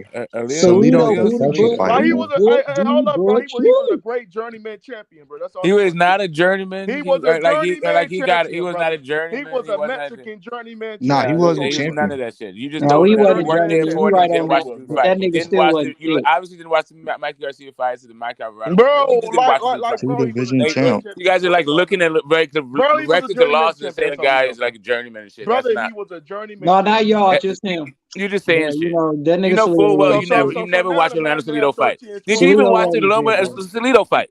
Have you ever seen this dude fight ever? Now he didn't have 12 or 13 losses. So where you got? Now he's at 12 or 13. Have you ever seen the guy fight? 13 fights, bro. Have you ever seen him fight? Where you got Salido on your list? Have you ever seen the guy fight? Yes or no? Yes, like you ever been calling the dude like journeyman and shit? That dude beat the shit out of fucking Loma, and he was not a journeyman when he did it. Orlando Salido's a known journeyman, bro. Everybody knows. Yeah, no, he wasn't a known journeyman. You're just right now. You're just talking shit. But he beat the fuck out of Lomachenko and didn't look like a journeyman doing it. And if you watch that fight, then you know he wasn't a journeyman. You know how ridiculous you sound right now. He was a journeyman that won a world. Okay, great. He didn't look like a journeyman that night. No, he didn't. He whooped Loma's ass. Okay, exactly. And he didn't look like a journeyman in the fight before that. And he didn't look like a journeyman in the fight before that. And he didn't look like a journeyman in the fight before that. I think he's a journeyman. That's all. That's just fine. Whatever, man. 12, 13 different losses. Hey, anyway, listen. Devin Haney's going to beat him in a different way than both Orlando Salido and Tio anyway. There we go. That's what I was He not gonna let fucking Lomachenko hit him for 6 rounds. Haney gonna beat his ass regardless of what happens. In a completely different way. He's going to show you a third way to beat Lomachenko. Then fucking take. And you get like all the corruption and the mystique of Loma. Yes, you can give that to like maybe 2 rounds. Yeah, but I got a question for Get This Smoke. When was the last time that Loma lost to a technical fighter? What do you mean? When's the last time he lost to a technical fighter? A technical fighter. What does that mean? Tio is not a technical fighter. I mean, what do you mean? I'm sorry. What do you mean? What do you mean by that? You just saying a technical fighter. I can't hear. Brother Boston is like talking the thing. What do you mean by a technical fighter? Like a technical fighter, like one who knows how to use his like accolades, like Jermaine Ortiz, like Jermaine. Like Jermaine. I mean, you can just name names and then call them technical, but I don't know what you mean by that. Like, I don't know how you're saying that Teofimo's not technical. That's what I'm trying to say. He was using. Bro, I don't know why you're saying Orlando Salido's not technical. I don't know what you mean by that. Salido and Tio are not technical fighters, bro. I mean, what do you mean by that? What do you mean by that? Not technical. They know how to fucking throw a jab. They know how to create distance. They know how to fight on the inside. They know how to. Like, they're defensively responsible. They know how to put punches and bunches. What about their technique? What about them? What about them aren't technical? I can understand if you said like Wilder's not technical, but what do you mean by they're not technical? Yeah, like bro. I don't consider Teofimo technical. I'm not asking what you consider. I'm asking what you mean by technical when you say. He took his way his angles, bro, and he was fucking out boxing Lomachenko. Like that doesn't even make fucking sense, bro. I don't consider Teofimo a technical fighter because he doesn't have the composure of one. Like how many times he got dropped from like simple ass hooks and shit like that. Bro, anybody can get dropped in boxing. I think he's a showman. Like, I think he really is just a showman. Hold on real quick. Top 10. Hold on real quick. I agree that he lost his technicality, but when he fought Lomachenko, he was way more technical in that fucking fight than he was when he fought Kambosos. Hold on, let me finish though. Kambosos when he fought Kambosos, nigga, it went to his fucking head. Everything that he got went to his fucking head. He went in there looking at Kambosos like he was a fucking bum, and he got his ass whooped for it. Yeah. So my whole thing is, when he was fighting Tio, he understood the assignment ahead of him. So he fought it more technical. He didn't come out there acting retarded. So there was a time where he was a technical fighter, and he did. Yeah, he turned with him. Yeah, he turned with Loma, hit him with the left hook. He, shot him with he's first and last. Intelligent pressure. I don't know what you mean by he's not. He was completely technical. He beat it. That was the only time I thought that in a technical fight. For those 6 rounds smoke, that was the best Teofimo we ever saw, bro. For those 6 rounds, bro. I was shocked watching that shit. I thought they was gonna rob Tio. I ain't gonna lie to y'all. I thought they was gonna rob Tio. Now that 12th round was too good. I mean, the 11th round for Loma was real good, but the 12th round for Tio. That's what Tio kind of like. He said, "Oh fuck it, I'm going out like a warrior, bro. Fuck it." Like Tio stood on his manhood that day. He said, "Nah, bro." No, I mean, there was a fight. Even those rounds that Loma was winning were like hotly contested rounds. It's not like Loma just like steamrolled him and he like turned into like a shell or something. He was fighting him, and they were technical too. Like it wasn't just a slugfest. Like no, it was a close round. Like Tio, like Loma Tio would kind of like come on the second half of the round, and then like Loma would do good in the first part of it, and then Tio would come in. It was kind of like it was a real kind of like it was a real good fight, man. The same thing is with Toledo too. It's just kind of like it was more of a bruiser of a fight, but he noticed was he couldn't give Loma like room to get angles. Like it was a very technical thing he did. You gotta put that motherfucking pressure on Loma. You can't let Loma be first, man. You can't, bro. Also, Loma whoop anybody else. You let him be first. That's why I see somebody like Isaac Cruz who I think he could probably beat Loma easily. To be honest, he got the body frame. He got the pressure. Defense, man. Isaac Cruz know how to fight, bro. What you're going to see though is a different kind of technical thing where you still have Teofimo showed you really how Devin Haney is going to win this, and it's the things that people don't talk about, and that is these guys grew up with Loma, and he's lost his step. They know how to fight that style. They're very well versed in fucking that shift, that turn with it, that step over the weak shoulder. They grew up training for this shit. Also Lomachenko is like inside fighter. And Loma is reaching like he probably walks around like 140 something like that. Where these other dudes are walking around like junior middleweights and middleweights. Yeah, bro. Lomachenko can't fight off his back foot. Everybody knows that. He has to come forward. He's a forward pressure style fighter. He's a rhythm pattern fighter, is more importantly. And all these dudes grew up watching that rhythm and pattern. He's not their contemporaries. Like he wasn't like all that Matrix shit that was like amazing to watch back then. That's when they were fucking developing. Yeah, like that's just old fucking news now. That he back then like with the Nandita Donaires and the Nicholas Walters type of dudes. You know what I'm saying? He was back then with those dudes. Yeah, that rhythm step and shit. He about to put a fucking check hook on. He's about to jab that dude to oblivion and right hand him. That's why I think this is so easy for Devin Haney, bro. Haney gonna whoop his ass, bro. It's gonna be a cakewalk, and y'all niggas gonna have every excuse why Loma got his ass whooped. You know that, but it's gonna be so like Paulie Malignity gonna have every fucking excuse in the book for why this nigga Loma got his ass dusted off. Lomachenko fanboys, them niggas are done on YouTube. They like I don't hear about them niggas no more. They don't want the complete silence at this point.